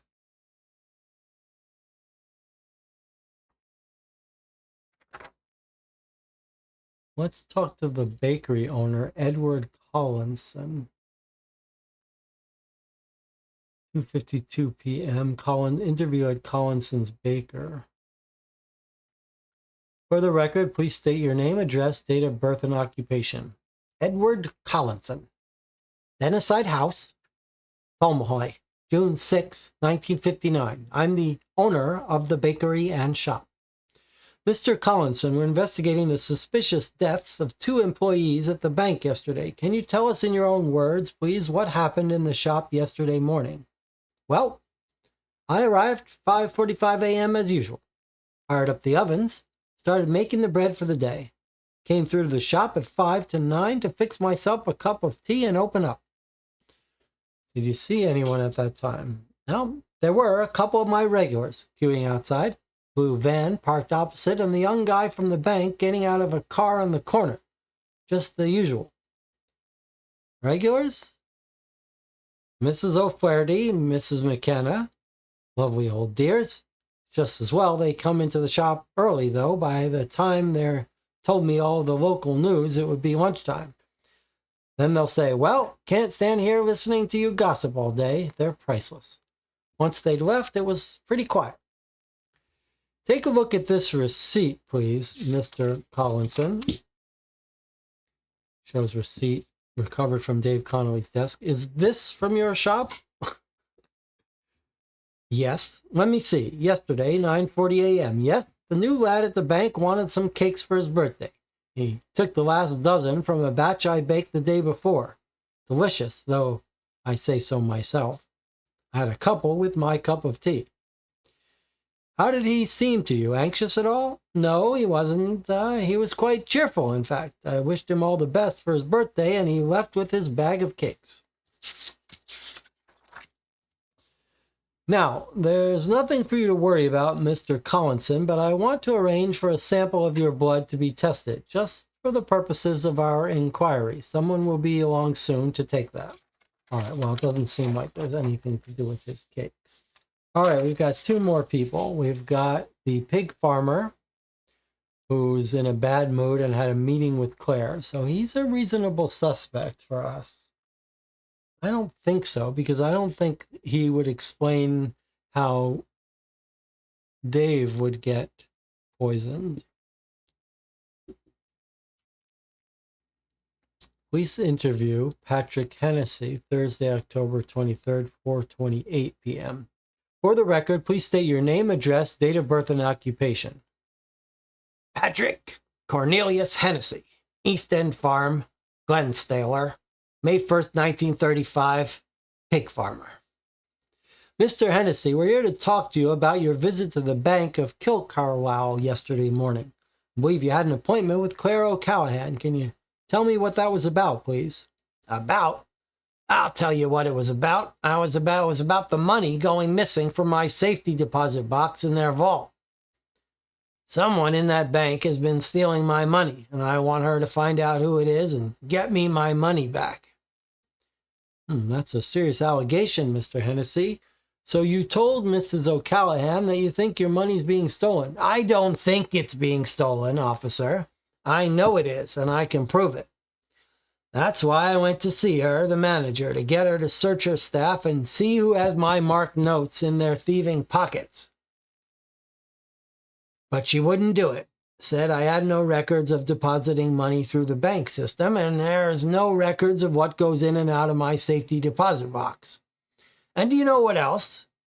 She said that their systems don't allow any single member of staff to access the safety boxes, and a whole load of other excuses. If she'd just done what I wanted and searched them, we could have caught them red-handed. Let's go back a step, Mr. Hennessy. You put cash into a safety deposit box in the bank's vault. Now, why don't you pay it in over the counter and into a savings account? You'd earn some interest. I've my own way of doing things, officer, same as my father did. Everything on market day is paid in cash. Now, if I pay it into a savings account, the bank notifies the taxman, and soon I'm being chased to fill in all sorts of forms and answer all sorts of questions, and then the taxman comes and takes away a quarter of my money to give to some idle layabouts who never did a day's honest work in their lives. So all my money goes into the box. Then I have a clever accountant in Carlisle who adds it all up at the end of the year. Tells me what new car or new equipment I have to buy to keep as much of my money as possible out of the tax man's hands. But you suspect someone at the bank has been taking money from your box. You see, officer, I know I look to some like an ignorant old farmer with my trousers tied up with string and smelling of pigs. But I didn't just fall out of the trees, you know. Sometimes I'd leave a 20-euro note on top of the pile inside the box. Then, when I went back, it would be a 5 or a 10. Now, how do you suppose that could happen, eh? Mice? Perhaps? Inside a locked metal box, you think? Leprechauns, maybe? No, someone in that bank has sticky fingers. And so to prove it, I marked some of the notes, and guess what? They're missing. How did you mark the notes? I used this security marker pen here. It shows up under ultraviolet light. I got it from one of your fellows, actually. The crime prevention officer was giving them away at the county show to encourage us to mark up our property in case it was ever stolen. Give me a note and I'll show you. Officer Murphy hands Mr. Hennessy a 5-euro note. So I marked 6 notes like this, do you see? With a star over here on the left. Now you can see there's absolutely nothing visible on the note, but watch what happens when I shine this little ultraviolet light on it. There are 2 stars. How'd you do that? You only marked 1 star on the note, but there are 2 there now. Wait a minute now. There must have been a star already marked on this. Where did you get this note? I think it was given to me in change when I called in at the shops next to the bank this morning. Which shops? What did you buy? Well, I bought a newspaper at the newsagent's, a sandwich at the bakery, and a coffee at the cafe. I didn't have time for breakfast this morning, and I was due a break for lunch. Huh. All right. Oh, this is him saying, huh. All right. Now, Mr. Hennessy, you noticed your marked notes were missing from the box, so you met with Claire O'Callahan in her office to ask her to search her staff, which she refused to do. Did that make you angry? Of course it did. My money is being stolen by someone in her bank, and she won't do anything about it. I'll be getting in touch with her bosses to complain. You can be sure of that. I don't think you'll get very far with that, Mr. Hennessy. Claire O'Callahan died in her office yesterday morning, shortly after you left. She had been poisoned. Another member of staff was rushed to hospital and died overnight. He had been given the same poison. So just how angry were you, Mr. Hennessy? Now, wait a minute. You surely don't think I could have. I want a lawyer. I won't say another word until I speak to a lawyer. Okay, well, he doesn't seem to have had opportunity to poison both of them, and psychologically, I don't think he's the poisoner. But a weird thing happens. The detective says, here's a sample note. He puts a star on it. He shines the ultraviolet, and there's 2 stars. And then they have a talk about that, and it's clear that this is one of Mr. Hennessy's marked notes, previously marked. So the question is, where did the detective get this note? Because Mr. Hennessy thinks wherever he got it, that person stole it from his box. So they talk about where the detective got that £5 note. He says, well, I did go to the shops recently, and I think I got it in change. Where did you go? He went to a newspaper agent, the bakery, and the coffee shop. So either the coffee shop or the bakery or the news agent had a marked note from Mr. Hennessy's account. And we are told various people that went to these places. We're told John went to the coffee shop early. We're told that one of them went to the newsagent bakery. So, but surely a newsagent is not getting, well, I guess you could pay the newsagent with a £5 note. Seems unlikely though. More likely coffee and bakery. So is one of the employees stealing money, paid for it with one of the notes, and it came back? Would that have anything to do with the murder? I don't think it does. But the channel was thinking something that did occur to me too. Is it possible that the marks are poison? I don't think so. This is an official detective pen. It doesn't seem like that that wouldn't be enough to poison someone.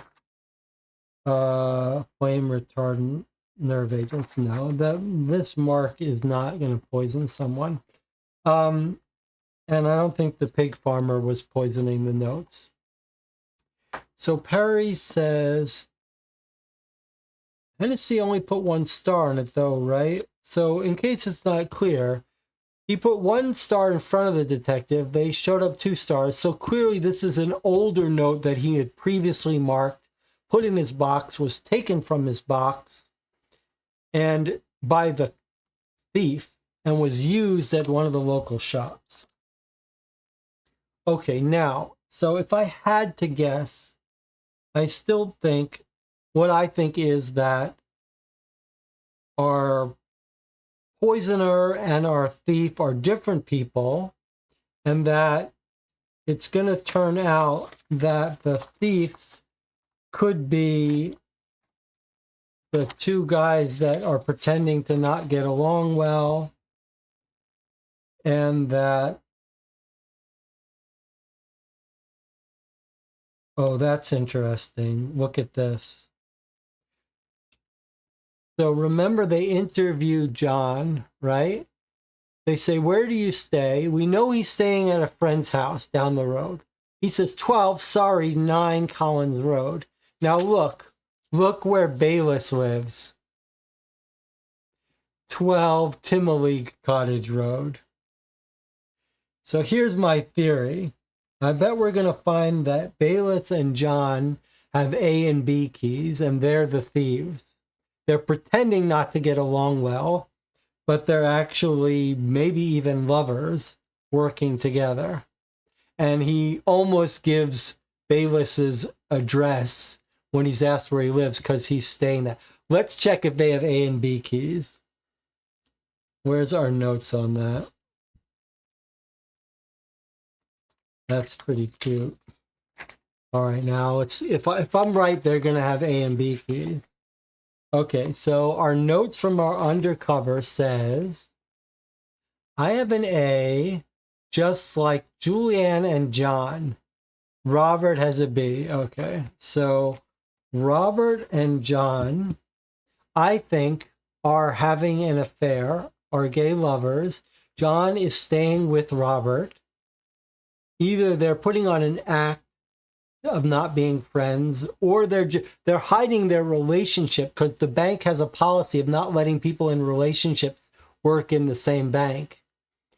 And they've got A and B keys. So I think these are our 2 robbers, and they passed the marked bill in one of the places they went. But I don't think they're our poisoner. And not only that, but Robert tells us he's a little suspicious of Dave. That suggests that he didn't know Dave was investigating money. And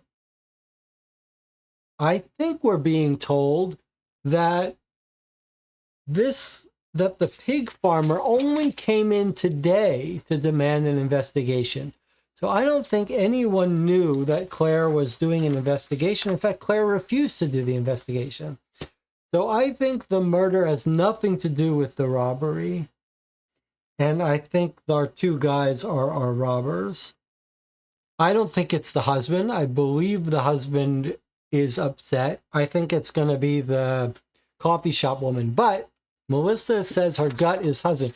Well, we know statistically it usually is the husband, and he could just be putting on an act.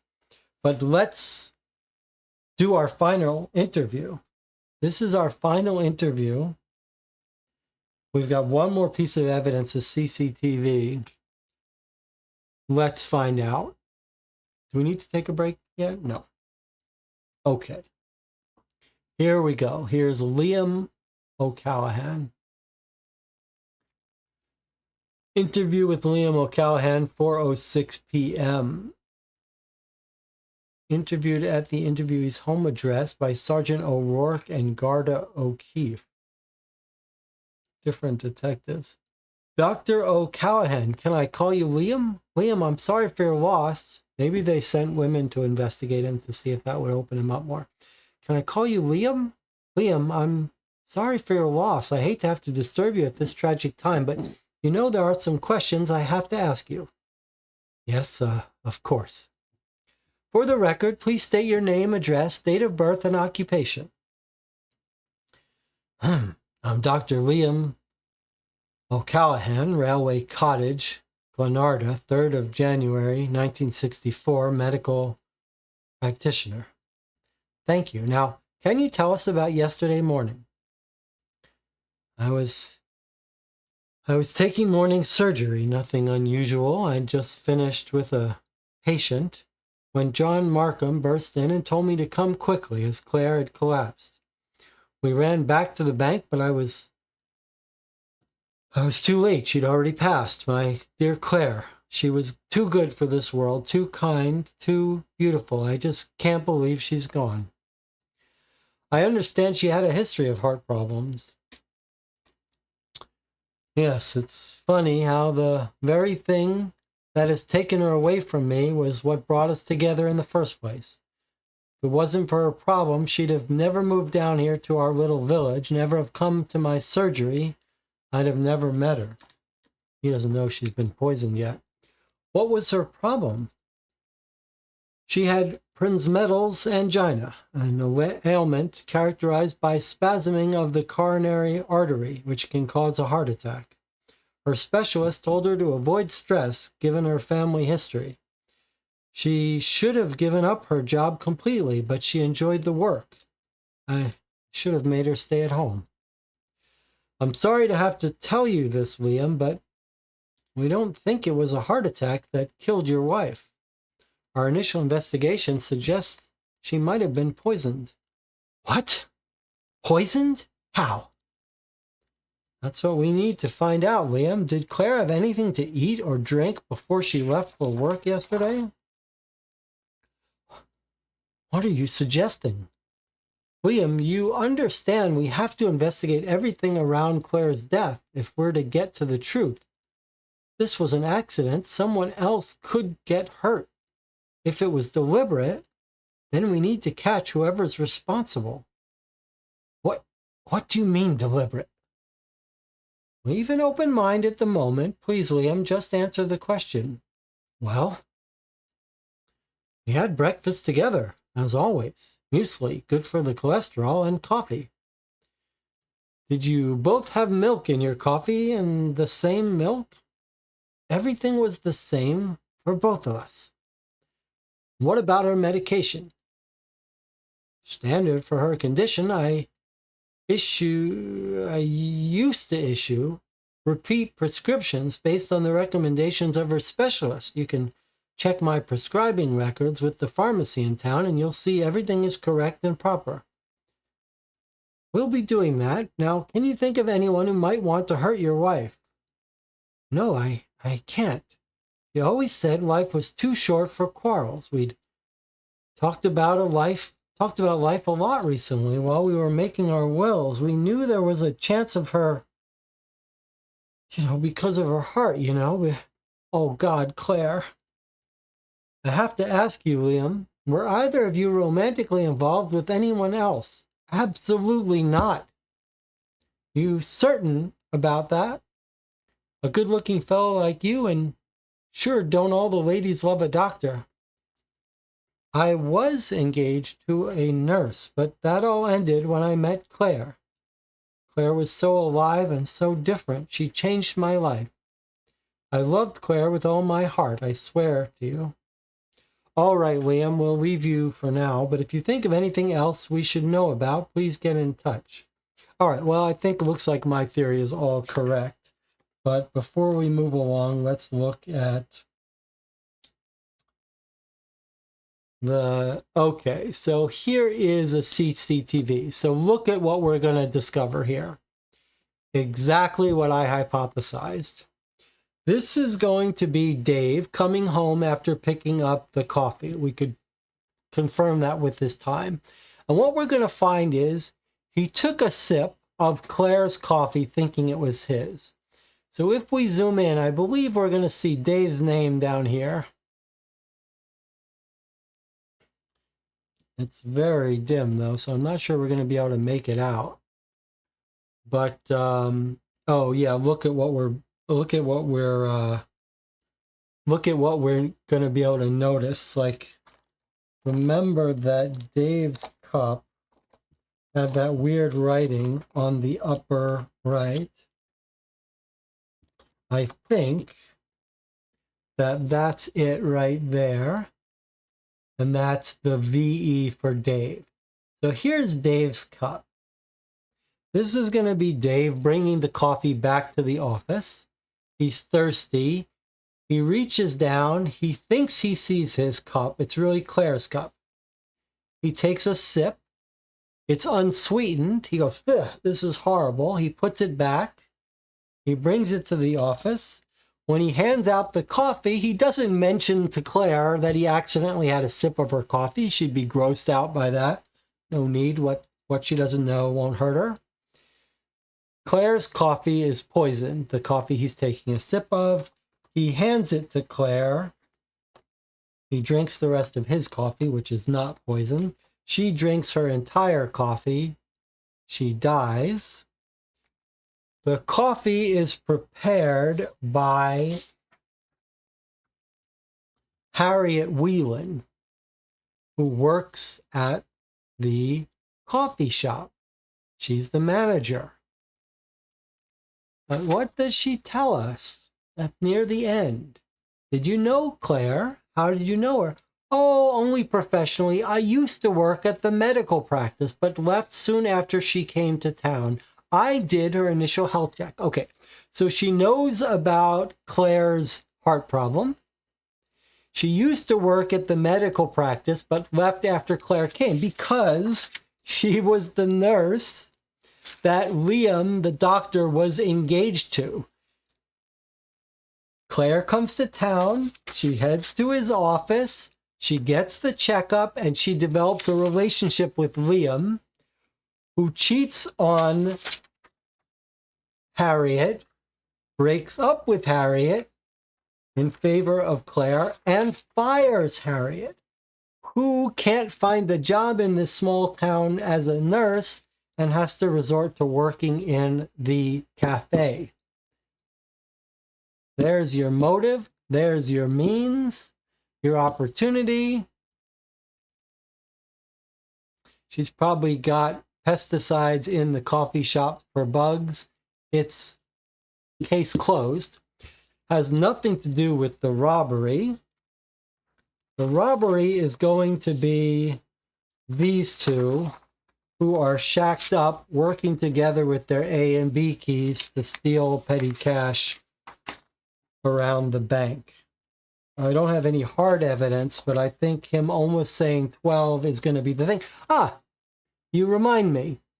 We can see if they live right next door. Let's see. The mother says he's been staying down the block. Let's find out if 9 Collins Road is right down the block from 12 Timberlake Cottage Road. If so, then that's our lock on that. And we can close this case. All right, let's see if my theory about the two of them turns out to be highly likely. Where's our map?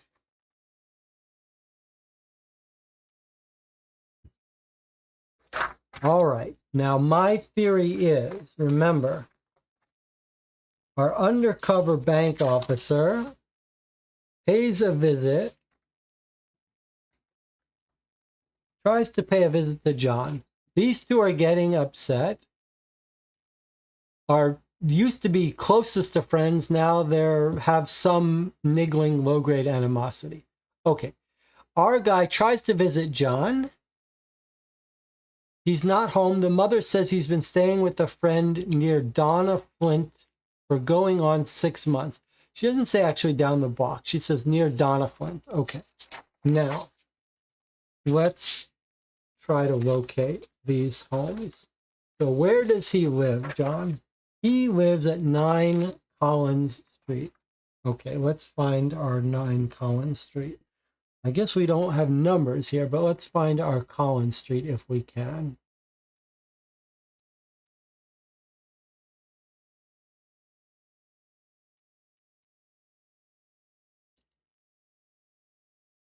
On Collins Street at, called it John's address at Rostelbot. Okay, so John lives in Rostelbot, 9 Collins Road. The mother says he's been staying with a friend in Donna Flint. Okay, so here's where he lives, 9 Collins Road in Rostelbot.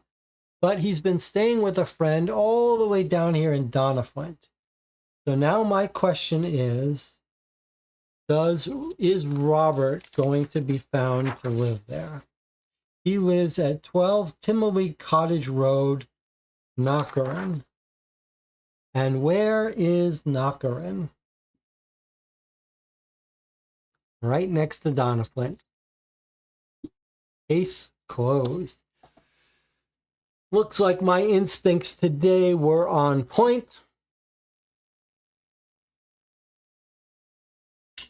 So I think we can wrap this case up. Circumstantial evidence, but very strong circumstantial evidence.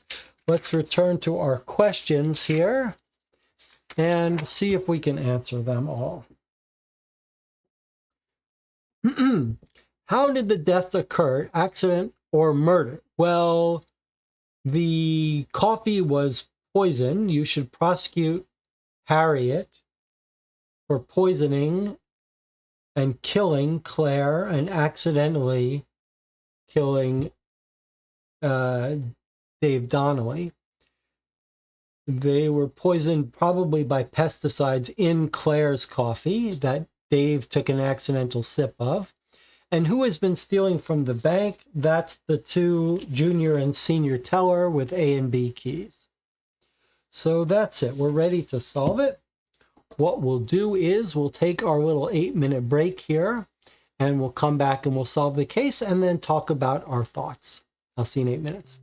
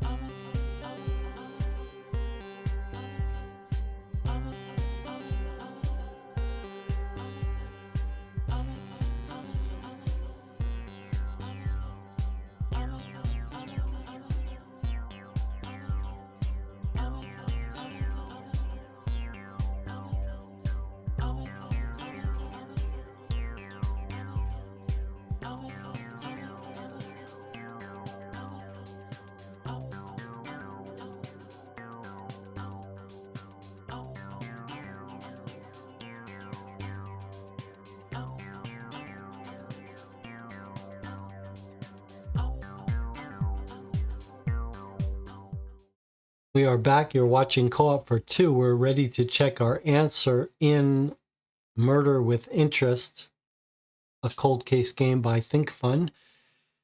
We've only played for a little bit over 2 hours, so one of the very shortest cold case games we've played. We're going to talk about our thoughts on it afterwards, but let's make sure we're right. So let me bring up the page here. It says this is case 3674. Claire O'Callahan, Dave Connolly. Okay. How do you think the deaths occurred? Let's see what our choices are here. Claire accident, Dave accident, Claire accident, Dave murder, Claire murder, Dave accident. So I guess we are saying this, that Claire was the target. Dave was not meant to be killed. Okay. Oh, it's going to ask us all the questions before telling us what we got right or wrong. Okay. Should anyone be prosecuted for the death? Yeah, absolutely. Okay, look, we've got everyone to choose from. There's Harriet, our coffee owner, coffee store manager. Okay. It seems no one ever put together that Harriet Whelan could have been the nurse to whom Liam O'Callahan was previously engaged. She has more than enough motive to have wanted Claire dead, but how did poor Dave get mixed up in all this? We'll need to answer that if we want to solve this case. By what means were the victims poisoned? Okay, it's not sugar. It's Claire's coffee. Poisoned Claire's coffee to kill Claire. Dave took an accidental drink of it, says, ugh, this doesn't have any sugar in it. Puts it back. Okay, so Claire's coffee was poisoned. She was the intended victim. When written in Harriet's handwriting, the names Dave and Claire do look a bit similar. Could it be that Dave took a sip of Claire's coffee, thinking it was his? Upon a single sip, he would have known he'd have gotten it wrong because he knew his was supposed to have 3 sugars and hers did not have any. This single sip theory explains why the levels of organophosphates in his blood were so much lower than were in Claire's, who drank her entire coffee. That would be why her cup couldn't be tested. As Julianne explains, the trash would have been taken out in between Wednesday, when the police suspected the deaths were a series of sad accidents, and Thursday, when they came to understand that a murder had taken place. I pointed that out. That was actually a pretty subtle point, that she had thrown it in the trash, and that's why they had cleaned it up. I think we have our killer. But there's still the matter of the missing money at the bank. Have you figured that out for us as well? Yes, I have figured that out. Okay, who has been stealing from the bank? We think it's the 2 teller, junior and senior tellers, and they're in a relationship. Let's find out. Let's see what choices it gives us. I'm curious about this. Claire, John, Julian, Robert, Claire and John, Claire and Julian, Claire and Robert, John and Julian, John and Robert, Julian and Robert. Okay, John Markham and Robert Bayless, the 2 tellers. Does anyone have any disagreement with me about this? I think I made the case pretty convincingly on the map. So we found that they live each other on the map. We found that John almost gave Roberts his address. We know that they have compatible A and B keys, and we know they were like tight as can be up until some point when they started bickering, which sounds like lovers bickering. All right, here we go. Good eye spotting that one, Detective. All the evidence adds up. John nearly said Robert's address in his interview. They were clearly cohabitating and had been for months. Furthermore, the news agents is the only place from where the double-starred bill in Patrick Hennessy's interview could have come from. Harriet states the bank paid for their coffee via weekly tab, and the chart from the bakery did not include a £5 note. That's interesting. John is the only person who mentions going to the news agent, so it had to be him. That's interesting. I didn't work out I didn't bother to go down the weeds of who paid for what at which of the shops. I just figured we had locked it in already, but that is interesting. With all of this evidence, we think we have enough to reopen the case. We'll get back to you with our findings. Several months later. Dear Detective, I write to you from the Royal Prosecution Service. It is with great pleasure that I inform you that your theory yielded enough evidence to reopen the case of Claire O'Callahan and Dave Connolly's deaths in 2003. We were able to catch up with Harriet Whelan, who, when faced with your case against her, confessed to everything. See below. Claire had it coming to her. Liam and I were all set to be married. We were happy as could be. Then she comes along and ruins everything. I knew if she would just go away, everything would go back to the way it was. We had loads of tick repellent around the farm, and I knew it wouldn't take much to do someone in. And the bank put in an order every Wednesday. It seemed too good to be true, and I suppose it was. I'll never regret what I did to that woman, but I think every day about poor Dave Connolly and his family. I don't understand what happened, but I always knew he must have gotten a bit of the tick repellent somehow. He didn't deserve that. We spoke with Robert and John Bayliss as well, who have been married since the legalization of same-sex marriage in Ireland in 2015. As the investigation on the thefts in the bank is long over, the Baylisses chose to speak freely on their actions in 2003. Robert relayed the following. It was a different time then. We didn't feel we could be free with our relationship. Even if we had, there were the bank restrictions on cohabitating. I guess we felt a bit of resentment towards the bank itself. I felt I would have made a pretty good manager, though I ended up liking Claire well enough. But John and I realized, living together, we had access to each other's keys. We never stole too much, nothing that we thought the management would ever notice, and only from pigs like that Hennessy. An excellent job, Detective. You really have a knack for this. If you'd ever like to help us solve another case, head to thinkfun.com. Check out what other open cases we have. Sincerely yours, Sophie Miller, Royal Prosecution Service Administrator. And there we have it. All right, so 100% correct. Correct in early theories and correct in final theories. Okay, I'm curious to hear the audience's thoughts.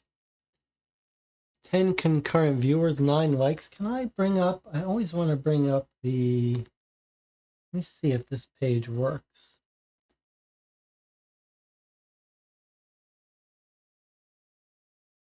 Okay, so there's the stats from 10 p.m. to 2 a.m. Looks like we've got our steady 10 viewers that stayed with me the whole time. That means there's 10 of you. Maybe one is my other computer or 2 are my other computers. There should be enough of you to give your opinion on the game, though. Let me talk about mine while you guys are typing yours, and then I'll bring them up and we'll talk about them.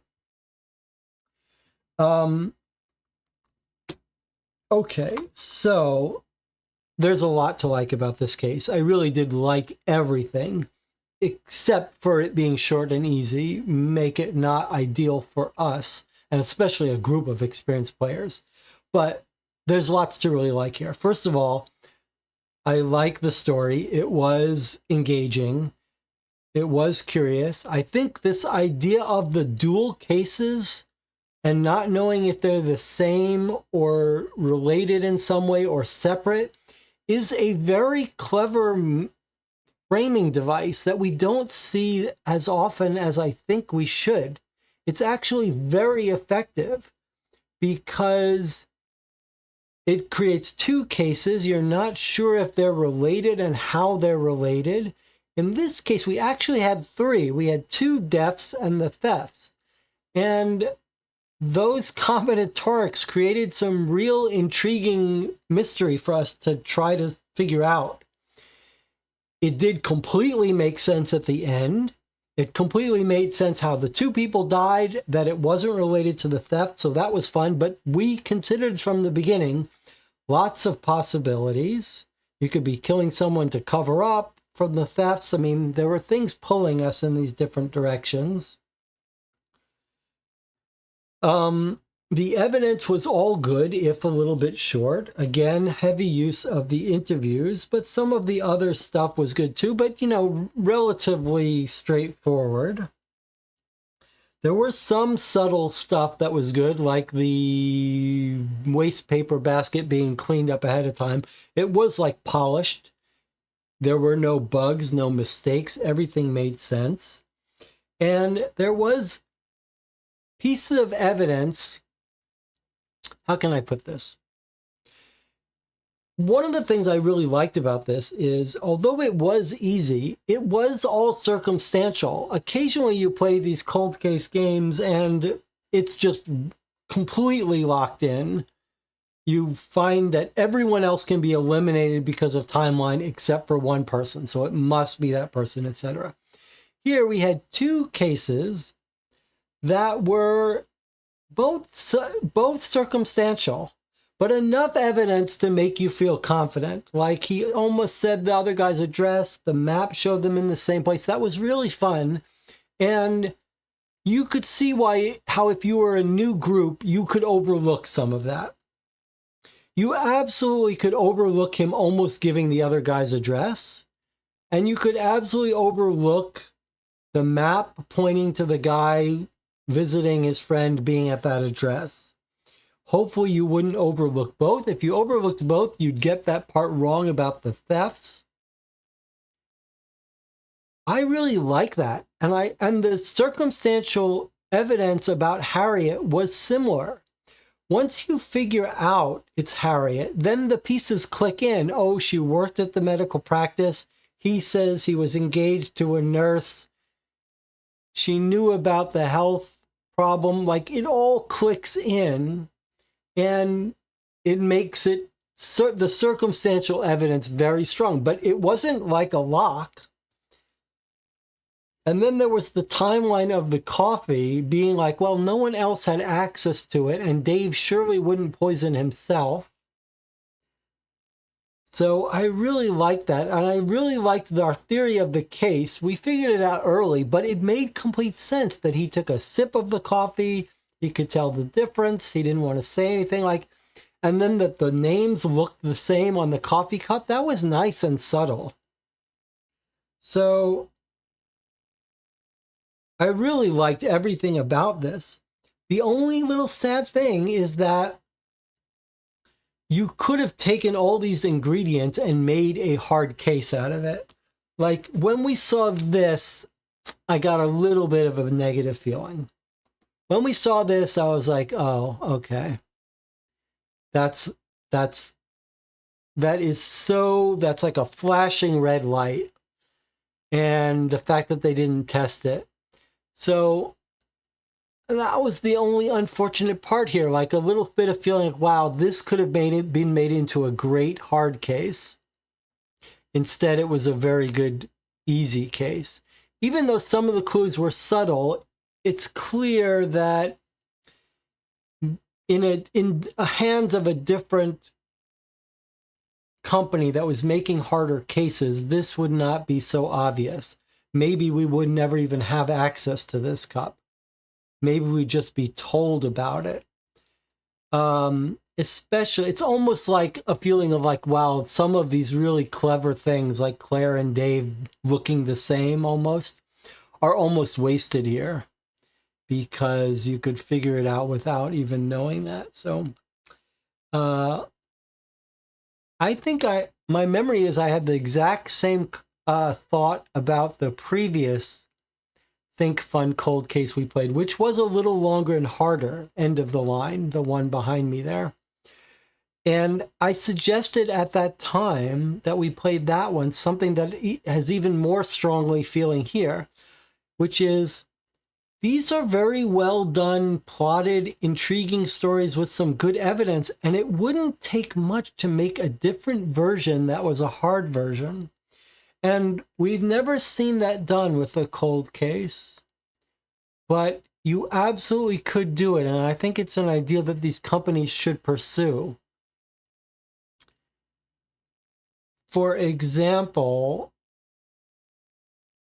could you make this case and have like this piece of evidence and maybe some others and same thing there in a special envelope that was only for easy mode?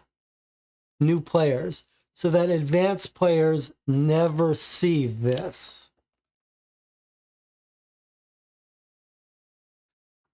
And then maybe you could see another picture, or maybe this would, yeah, this would be enough to tell you that the Claire and Dave look the same. I think if we hadn't seen this, it would be a little trickier for us, but we would still be able to solve it. So I think you could take this piece of evidence and put it in a folder only for beginner players.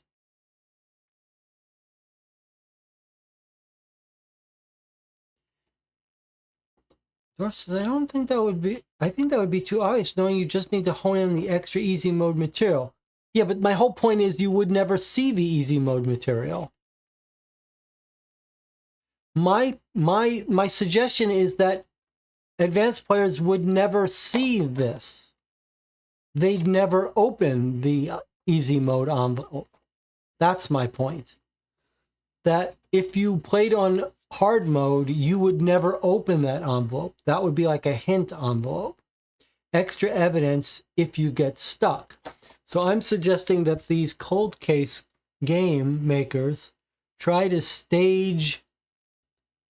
not stage it, put certain evidence in an envelope that you would only use if you get stuck.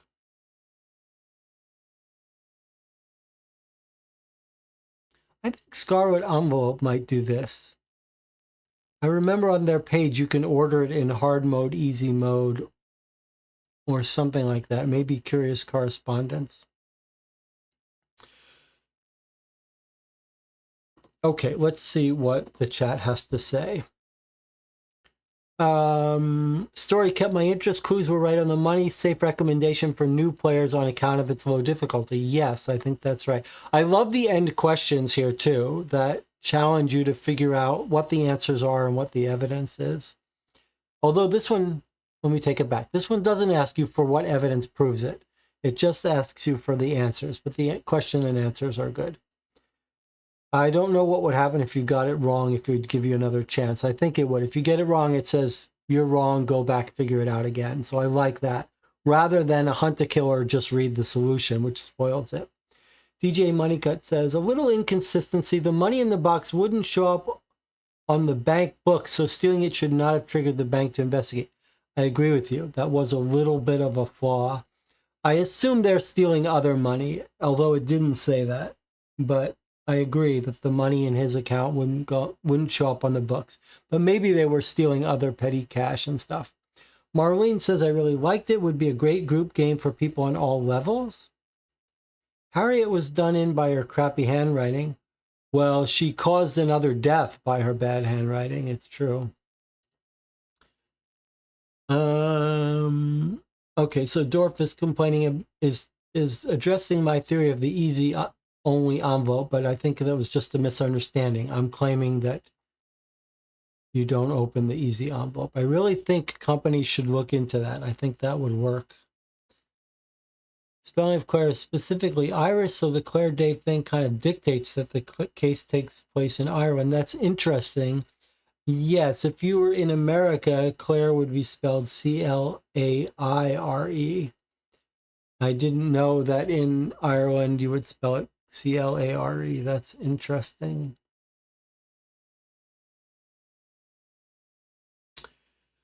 All right, well, I really enjoyed the case. A nice short case. If you could pick this up for $12, it's, I think, worth the price and would be good for a mixed group. I agree. I think experts might enjoy it, but a little easy for them, I think. Okay, well, thank you for joining me. I did enjoy it. You guys make it fun. Playing this alone would not be fun. So I do appreciate you joining me for this. Thank you to the Patreon supporters who help pay for this and help pay for this new chair I have. I'll see you all on Sunday for a live Q&A. If you have questions to submit ahead of time, you can do so on the Discord or on the Board Game Geek Guild for this channel, which I hope you'll stop by and help us decide what games we play next. I'll be away at Gen Con next week, but when I get back in August, we will be playing some longer, serious, harder, multi-part games in August. So I hope you can join me for that. And I'll see you next time. My buttons down below are harder to click now. I'll see you next time. Where is my thing?